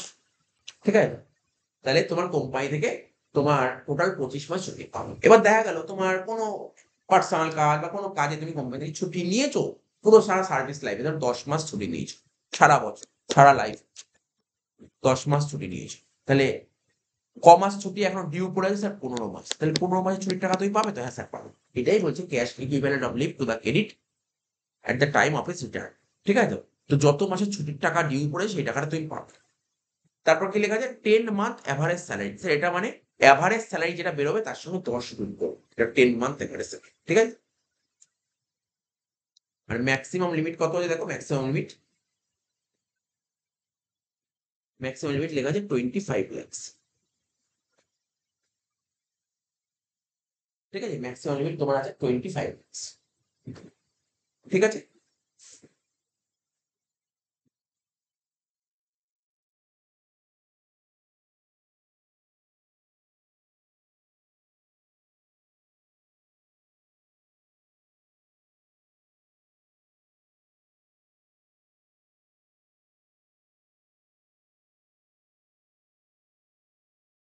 ঠিক আছে? ম্যাক্সিমাম লিমিট কত? 25 lakhs। ঠিক আছে? তার মানে এই 4 টের মধ্যে যেটা ছোট সেটা ছাড়বো। এবার ইম্পোর্টেন্ট নোটস, এখানে স্যালারি বলতে বেসিক, ডিএ আর কমিশন অন সেলস। ঠিক আছে? এভারেজ স্যালারি বলতে কি বোঝায়? এভারেজ স্যালারি বলতে এখানে মাথায় রাখবে, আগেরটা কি ছিল? এভারেজ স্যালারি বলতে কি বুঝছিল? যেই মাসে রিটায়ার করবে ঠিক তার আগের 10 মাসের স্যালারি। ঠিক আছে? এখানে average salary drawn in last 10 month immediately preceding the date of retirement. তো যেই দিন রিটায়ার করবে ঠিক তার আগের দিন থেকেই কাউন্ট হবে। আগের দিন থেকে। ওটা ছিল আগের মাস, এটা আগের দিন। এটা কিন্তু মাথায় রাখবে। দেখো আমি লিখেছি। ধরো মিস্টার রাম চাকরি ছেড়েছে 15ই জানুয়ারি। ঠিক আছে? 15ই জানুয়ারি 2024। তাহলে ওর কাউন্টিং হবে কবে থেকে? দেখো 14ই জানুয়ারি থেকে। ঠিক আগের দিন।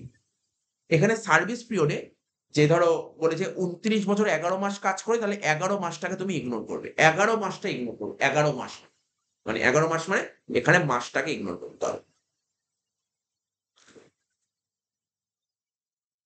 এবার এখানে একটা কথা বলেছে যেটা দেখা যাচ্ছে, আমি অত ডিটেইলস রিড করছি না, আমি বলছি ওরা বলেছে, ধরো তোমার কোম্পানি থেকে তোমাকে বলে তুমি ভালো এমপ্লয়ি, তোমাকে বলেছে তোমাকে প্রতি বছর 45 দিন করে ছুটি দেবে। কোম্পানি বলে তোমাকে প্রতি বছর 45 দিন করে ছুটি। ইনকাম ট্যাক্স বলছে না। ইনকাম ট্যাক্স বলছে আমি কিন্তু 30 দিনই অ্যালাউ করব। 30 এর বেশি আমি উঠবো না। তোমার কোম্পানি যদি 45 দিন ছুটি দেয় আমি ওটাকে 30 দিন ধরবো। আমি ওটা 30 দিন ধরবো। এটা তোমাকে মাথায় রাখতে হবে। চলো। আর কিছু পড়ার দরকার নেই, এবার অঙ্কে চলে আসো। বলছে কি শ্রী বিকাশ বাসু বলছে retired on 31st October 2023 from a private sector company after serving 32 years 10 months। 32 বছর 10 মাস কাজ করার পর তাহলে 10 মাসটাকে ইগনোর করো। কত টাকা পেয়েছে? লিভ স্যালারি 7.5 লাখ টাকা। হিজ বেসিক স্যালারি বলে রিটায়ারমেন্টের সময় তার বেসিক স্যালারি ছিল 30,750। ঠিক আছে? রিটায়ারমেন্টের সময় তার বেসিক স্যালারি কত ছিল? 30,750 টাকা করে। ঠিক আছে তো? Per month. অ্যানুয়াল ইনক্রিমেন্ট প্রতি বছর মে মাসে ওর স্যালারিটা ইনক্রিমেন্ট হয় 13,000 টাকা। ডিএ বলেছিল কত? 50% অন বেসিক স্যালারি। বলে DA not following part of salary, ডিএটা নেব না। According to the service rule he is entitled 25 দিন, এটা নরমাল। তো সার্ভিস রুলে বলছে তোমাকে প্রতি বছর 25 দিন করে ছুটি দেবে। তোমাকে প্রতি বছর 25 দিন করে ছুটি দেবে। তো সিম্পল ভাবো, তোমাকে যদি প্রতি বছর 25 দিন ছুটি দেয় তাহলে 32 বছর কতদিন ছুটি দেবে? স্যার 32 কি 25? তোমাকে 800 দিন ছুটি দেবে। কতদিন ছুটি দেবে? 800 দিন। কোম্পানি থেকে তুমি 800 দিনের ছুটি পাও। কিন্তু তুমি অলরেডি 500 দিন 500 দিন ছুটি নিয়ে নিয়েছো, 800-র মধ্যে 500 দিন ছুটি নিয়ে নিয়েছো। এবার তুমি আমার কতদিন ছুটি ডিউ পড়ে আছে? 300 দিন। 300 দিন মানে 10 মাস। তার মানে তুমি কোম্পানির কাছে 10 মাসের লিভ স্যালারির টাকা পাও। এবার আমাকে জানতে হবে এক মাসে এভারেজ স্যালারি কত করে, ব্যাস অঙ্ক শেষ হয়ে যাবে। আর কিছু নেই। তাহলে চলো লিভ স্যালারি অঙ্কটা করি।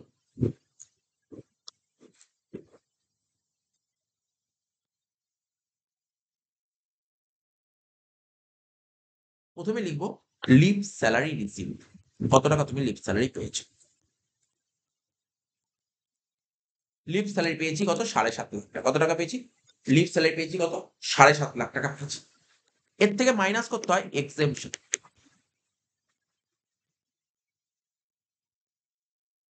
Under section 10 subsection 10A।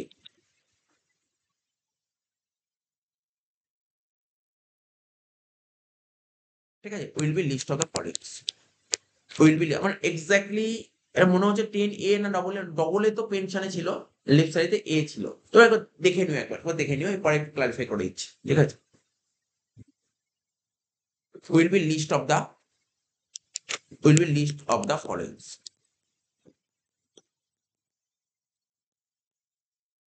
প্রথমে কি লিখবো? Leave salary receive.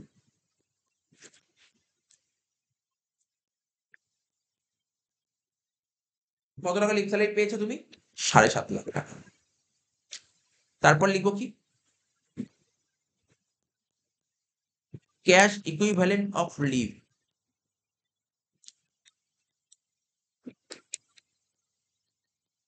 Two the credit. Cash equivalent of leave to the credit.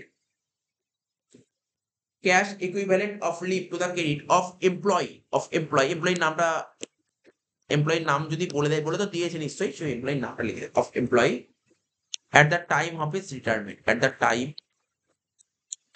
of his retirement, at the time of his retirement।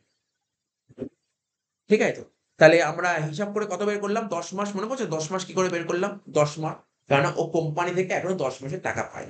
10 mass into এর সাথে এভারেজ স্যালারি করতে হবে।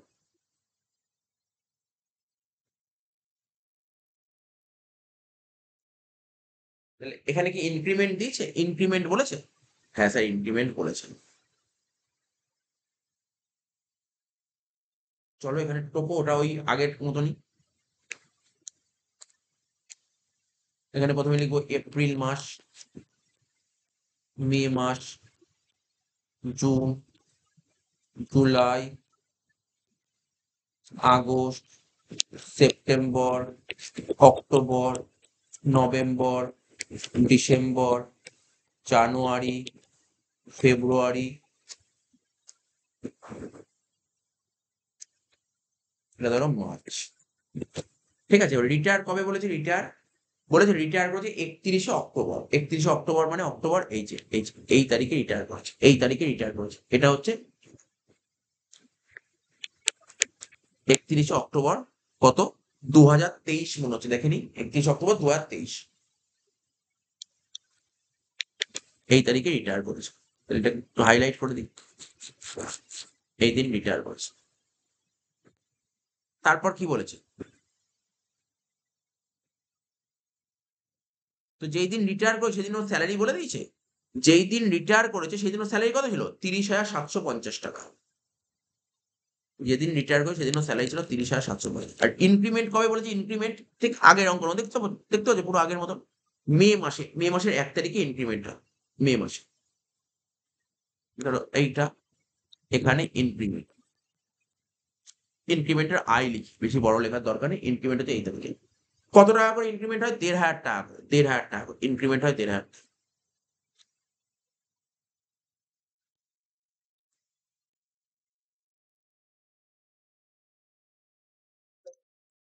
দেখো, ঠিক আছে।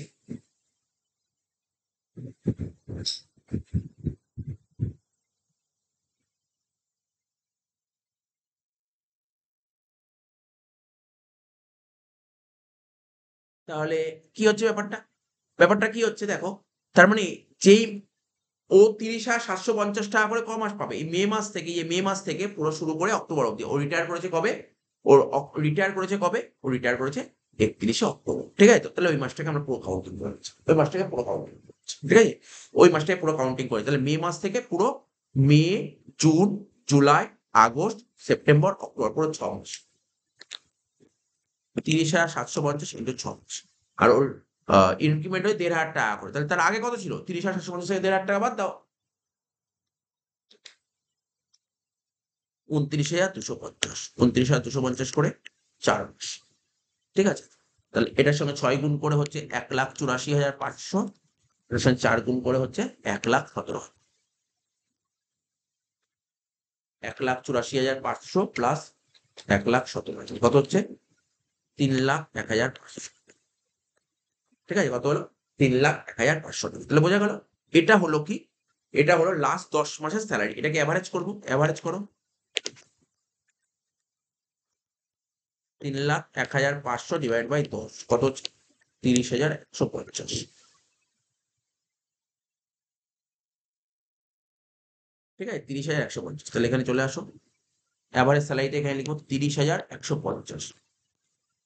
এটাই তো জানতে হবে। 10 ইন্টু তোমার পরীক্ষায় যদি লিভ স্যালারির অঙ্ক আসে, তাহলে তোমাকে এমন হতে পারে যে হয় তোমাকে এরকম ইনক্রিমেন্ট দিয়ে দেবে, আর আদারওয়াইজ এভারেজ স্যালারি তোমাকে বলে দেবে। ঠিক আছে তো? 30,150 ইন্টু 10 কত হচ্ছে? 3,01,500।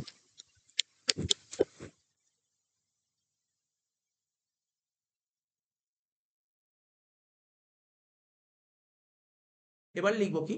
এটা একটা পয়েন্ট হলো, এটা একটা পয়েন্ট। এবার লিখবো 10 month salary. 10 month salary,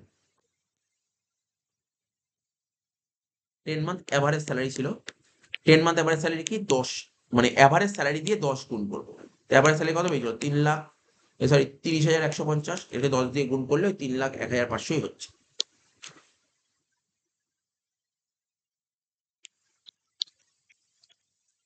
last point, সেটা কি? Maximum limit 25,00,000।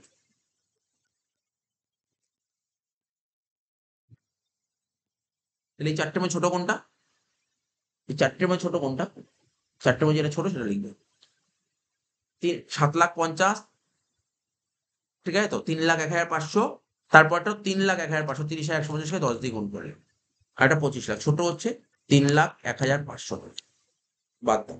7,50,000 মাইনাস 3,01,500 কত হচ্ছে?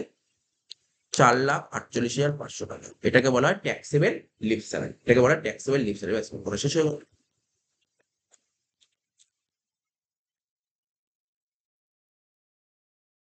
দেখ, এখনো পর্যন্ত আমি তোমাদের সঙ্গে কি কি আলোচনা করলাম, কি কি করলাম এখনো পর্যন্ত? এখনো পর্যন্ত আমি কি করলাম? যে আমি তোমার এইচআর এ করালাম, তারপর আরএফ এ করালাম, এইচআর এ করালাম, আর রেন্টফি অ্যাকাউন্ট করালাম। তারপর দুটোর মধ্যে চয়েসটা করালাম। তারপর আমি করালাম পেনশন করালাম, গ্র্যাচুইটি করালাম। ঠিক আছে তো? লিভ স্যালারি করালাম। ঠিক আছে? এবার দেখি আর কি অঙ্ক ছিল। এরপরে ৮ এর দাগে দেখো একটা অঙ্ক বলেছিল, find out the value of taxable perquisite in the following cases. কি বলেছে? এই ১ এর দাগের অঙ্কটা না কি দিয়েছিল না? ১ এর দাগের অঙ্ক তুমি নিজেই পারবে। আরএফ এর অঙ্ক দিয়েছে। আরএফ এর অঙ্ক। তো চলো করে দিচ্ছি। An accommodation is provided to an employee in Kolkata for which the employer pay rent। আবার ওই একই জিনিস দিয়েছে। একই জিনিস employer pay rent। ঠিক আছে? এমপ্লয়ার বাড়ি ভাড়া দিয়েছে। মানে এটা মালিকের বাড়িতে থাকেনি। মালিকের বাড়িতে জায়গা নেই থাকার। মালিক ঘর ভাড়া করে দিয়েছে। বলে তুমি থাকো। প্রতি মাসে 4,০০০ টাকা করে ভাড়া এবং ফার্নিশড অ্যাকোমোডেশন প্রোভাইড করা হয়েছে। ঠিক আছে তো? আর স্যালারি বলেছে এই পারপাসে 4,20,000 টাকা। চলো এটা করেছি। কিচ্ছু নেই অঙ্কের মধ্যে। একদম ইজি অঙ্ক। এখানে লিখবো কি? Accommodation is taken on hire or lease.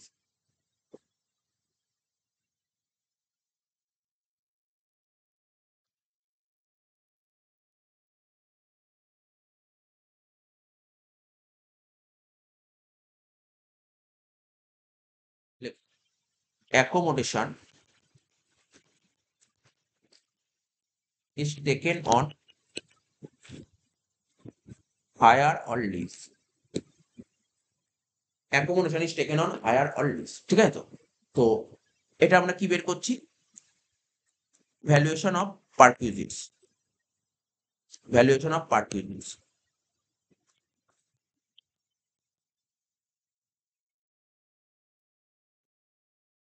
লিখি ব্যাকেটে রেন্ট ফ্রি অ্যাকোমোডেশন। প্রথমে আমরা ওল্ড করব, তারপর নিউ করব। লিখি ফর ফার্স্ট 5 months কি ছিল, rent paid or 15% of salary,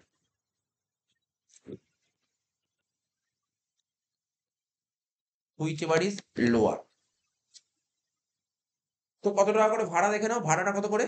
sir ভাড়াটা 4,000 টাকা। এটা যেহেতু প্রথম 5 মাস, তাহলে কি হবে 4,000 ইন্টু 5 20,000 টাকা।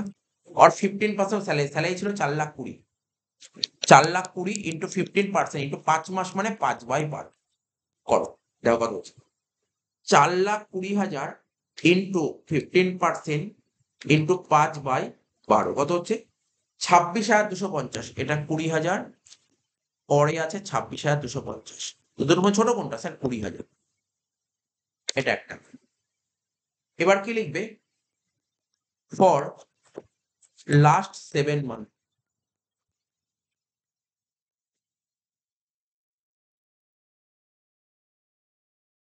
তো আগে ছিল 15% স্যালারি, এখন হচ্ছে 10% স্যালারি। তাহলে লিখো rent paid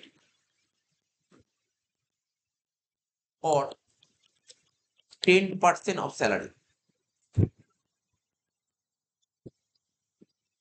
whichever is lower। তাহলে রেন্ট পেড কত হবে এখন? 4,000 টাকা করে 7 মাস, or 10% of salary, স্যালারি 10%। তো স্যালারি কত ছিল? 4,20,000 ইন্টু 10%, ঠিক আছে, ইন্টু 7/5, 42,000 ইন্টু 7/12 কত হচ্ছে 24,500। 28,000 আর 24,500 মধ্যে ছোট 24,500।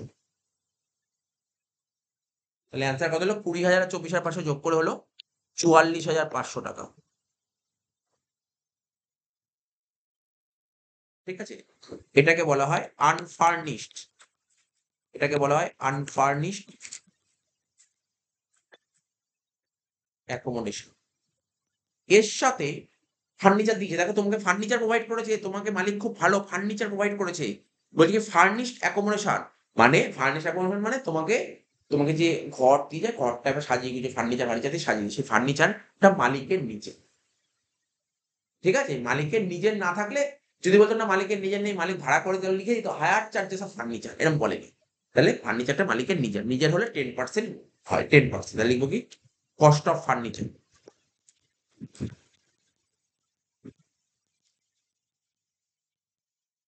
10%, 2 লাখের 10% কত হবে? 20,000। কত হয় টোটাল? 64,500। এটাকে বলা হয় value of furnished accommodation.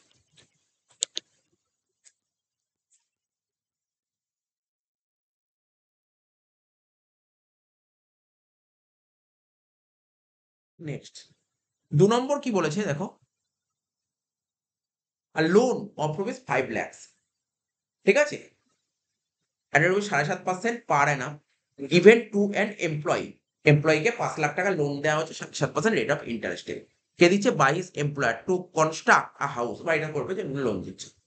Prescribe rate of interest SBI bank, ওই ওরকম লোনের উপর এসবিআই ব্যাংক ইন্টারেস্ট দিচ্ছে কত? 9.5%, 9.5%। তার মানে তুমি কোম্পানি থেকে নেওয়াতে কতটা বেনিফিট হয়ে গেল? স্যার আমি যদি ব্যাংকের থেকে নিই 9.5% ইন্টারেস্ট দেবো, কোম্পানি থেকে নিলে 7.5% ইন্টারেস্ট দেবো, তাহলে আমার 2% এক্সট্রা বেনিফিট পেয়ে গেল, তাই তো? তাহলে 5 লাখ টাকা ইন্টু 2% কত হচ্ছে? অ্যান্সার 10,000 টাকা।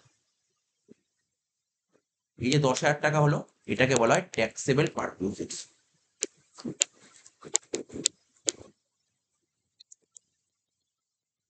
এটাকে বলা হয় ট্যাক্সেবল পারকিউজিটস। ঠিক আছে, হয়ে গেল। এবার বলে তিনেরটা বলেছে ল্যাপটপ ইজ গিভেন অন 1/7/23। তাহলে এত তারিখে একটা ল্যাপটপ দিয়েছে, মালিক দিয়েছে। কেন? অফিসিয়াল এবং প্রাইভেট পারপাস ইউজ করার জন্য এমপ্লয়িকে। কস্ট অফ ল্যাপটপ ওটা কোম্পানি 1,20,000। তো মালিক যদি ল্যাপটপ গিফট করে, এটা কিন্তু ট্যাক্স ফ্রি পারচেজ। আর আমরা একটু নোটটা দেখে নিই, তোমাদেরকে দেখাই। ট্যাক্স ফ্রি পারকুইজিটের মধ্যে কোনগুলো, এগুলো তোমাকে একবার করতে হবে না, রিড করতে হবে ট্যাক্স ফ্রি পারকুইজিট কোনগুলো। পরীক্ষায় তোমার বড় কোশ্চেনের মধ্যে থাকতে পারে ট্যাক্স ফ্রি পারকুইজিট।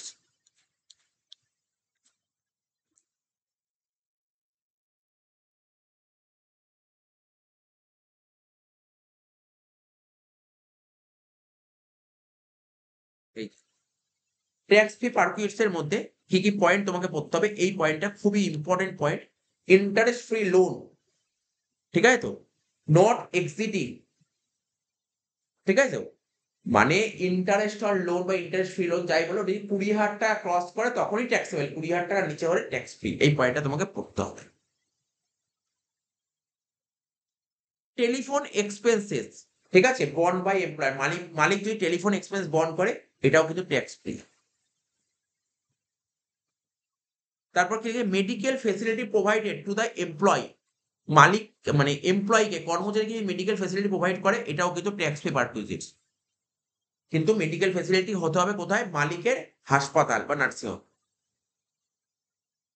তারপর এই পয়েন্টটা পড়ে নেবে, education facility to the children of the employee, employee যে ছেলে মেয়ে আছে তাদের এডুকেশন ফেসিলিটি দিচ্ছে, এবং যেখানে এমপ্লয়ি ছেলে মেয়ে যে সমস্ত স্কুলে যে স্কুলে পড়ছে সেই স্কুলটা মালিকের নিজের, ঠিক আছে, মালিকের নিজের স্কুল, ঠিক আছে, এবং দেখতে হবে তার খরচা যেন 1,000 টাকার মধ্যে থাকে, ঠিক আছে, 1,000 টাকার মধ্যে থাকে।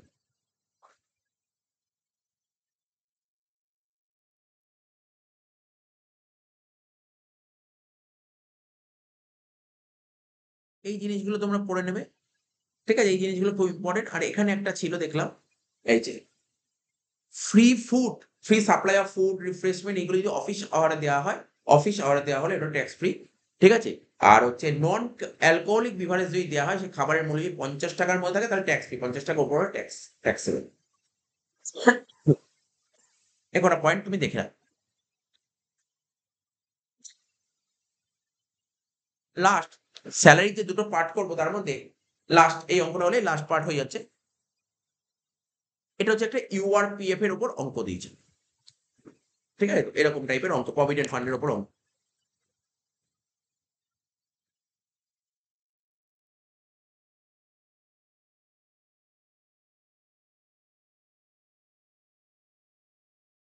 ইউআরপিএফ মানে আনরিকগনাইজড প্রভিডেন্ট ফান্ড, এখান থেকে টাকা পয়সা উইথড্র করা হয়, উইথড্র করে, সেক্ষেত্রে রুল কি আছে সুন্দর করে লিখেছি, মন দিয়ে শুনবে। এই ইউআরপিএফ এ যদি মালিকের কন্ট্রিবিউশন থাকে তাহলে কি হবে, মালিকের যদি কন্ট্রিবিউশন থাকে, আমি রাইট দিচ্ছি মানে ট্যাক্সেবল, আর ক্রস দিচ্ছি মানে ট্যাক্সেবল নট ট্যাক্সেবল, ঠিক আছে। তো এই ইউআরপিএফ এ যদি মালিকের কন্ট্রিবিউশন থাকে, মালিকের কন্ট্রিবিউশন থাকে তাহলে কিন্তু সেটা ট্যাক্সেবল। তো মালিক যে টাকাটা কন্ট্রিবিউট করবে তার উপর তো ইন্টারেস্ট হবে, হ্যাঁ স্যার ইন্টারেস্ট হবে, সেটাও কিন্তু ট্যাক্সেবল, ঠিক আছে। তবে এই দুটো কোথায় আসবে, এই দুটোতে আসবে স্যালারি, এই দুটো স্যালারিতে আসবে, ঠিক আছে। স্যার ইউআরপিএফ যদি এমপ্লয়ির কন্ট্রিবিউশন থাকে, এমপ্লয়ি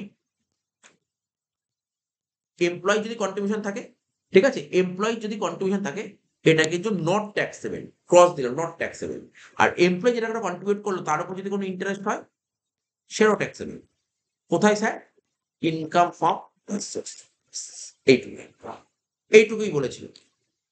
তো দেখো এই কোশ্চেনে কি বলেছিল, mister Sourav Sikdar was working with a company, mister Sourav Sikdar একটা কোম্পানিতে চাকরি করে, একটা স্যালারি 20,000 টাকা per month on December 31st 23, he left the job, সে চাকরি ছেড়ে দিচ্ছে, অ্যান্ড রিসিভড 2.5 লাখ টাকা as refund from URPF, URPF থেকে সে 2.5 লাখ টাকা পেয়ে যাচ্ছে, ঠিক আছে, চাকরি ছেড়ে দিচ্ছে, প্রভিডেন্ট টাকা পেয়ে যাচ্ছে ইউআরপিএফ থেকে।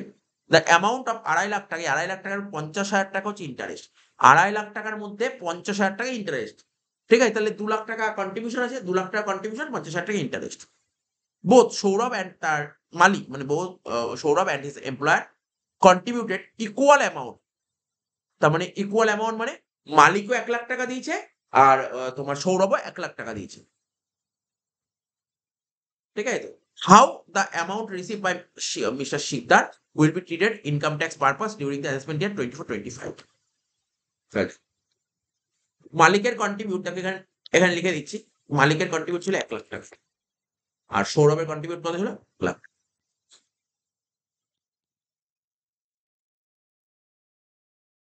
ঠিক আছে তো, 1 লাখ টাকা।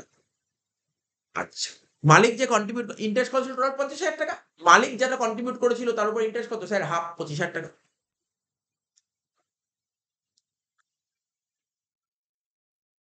টোটাল কত হলো? ১,২৫,০০০ যেটা পুরো সেলারিতে চলে আসবে। আচ্ছা, এখানে ইন্টারেস্ট কত? ২৫,০০০ টাকা। আচ্ছা, এমপ্লয়িরা কন্ট্রিবিউট করেছে এটা কিন্তু আসবে না। কোন জায়গায় আসবে না। এখানে ড্যাশ দিয়ে দিই। ১ম এ তো বোঝানোর জন্য লিখলাম। তাহলে এখানে যে ২৫,০০০ টাকা আসলো সেটা চলে আসবে কোথায়? Income of frustration. তো ব্যাস এটাই আরকি লিখতে হবে। ঠিক আছে? তো নোটটা লিখে দিচ্ছি। তাহলে তো আমাদের অঙ্কটা শেষ হয়ে গেল না? লেখো।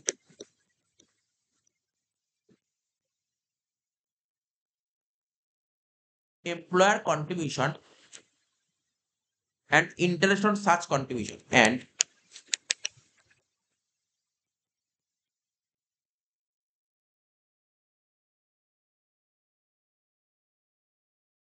interest on such contribution is taxable.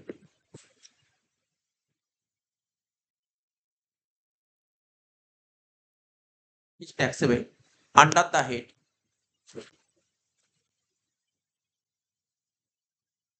income from salary.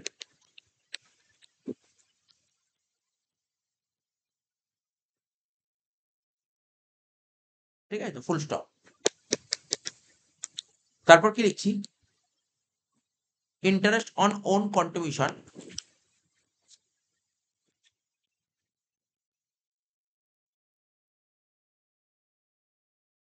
is taxable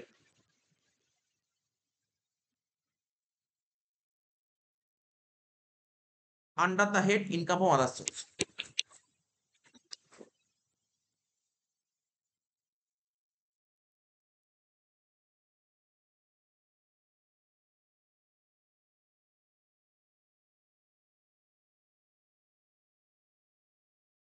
full stop.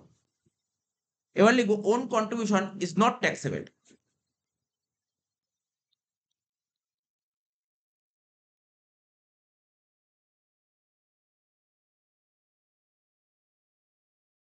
শেষ হয়ে গেল। ঠিক আছে? দুটো পার্ট করব একদম পুরো। একদম পুরো ফাইনাল টাচে স্যালারি দুটো পার্ট তোমরা একটা পার্ট করলাম। এই টাইপের শর্ট কোয়েশ্চেন গুলোতে যা করলে এখানে তুমি ১০ নাম্বার একটা সিওর শট আসবে। ঠিক আছে তো? এগুলো ভালো করে প্র্যাকটিস করে নেবে। এই টাইপের প্রতিটা টপিক থেকে আমি একটা করে করায় দেব। ঠিক আছে তো? এরপরে যে আমরা নেক্সট পার্ট নিয়ে আসবো, সেই পার্টে তোমার স্যালারির ১৫ নাম্বার বড় অঙ্ক থাকবে। দুটো অঙ্ক সেট করে দুটো অঙ্ক করিয়ে দেব। ঠিক আছে? চলো। এই ভিডিওটি এখানেই শেষ করছি। ভিডিওটা অনেক কষ্ট হচ্ছে, অনেক রাত হচ্ছে। অনেক রাতে কষ্ট করছি। তো তোমরা কিন্তু ভিডিওটা বন্ধু-বান্ধবকে শেয়ার করো, লাইক করো এবং ভিডিওটার মধ্যে অবশ্যই তোমাদের ভ্যালুয়েবল কমেন্টটা অবশ্যই তোমরা কমেন্ট করো। ভ্যালুয়েবল কমেন্ট যেটা করো। ঠিক আছে? তো চলো এই ভিডিওটা এখানেই শেষ করছি। আবার পরবর্তী ভিডিওতে হাজির হব। Tata bye bye. ধন্যবাদ।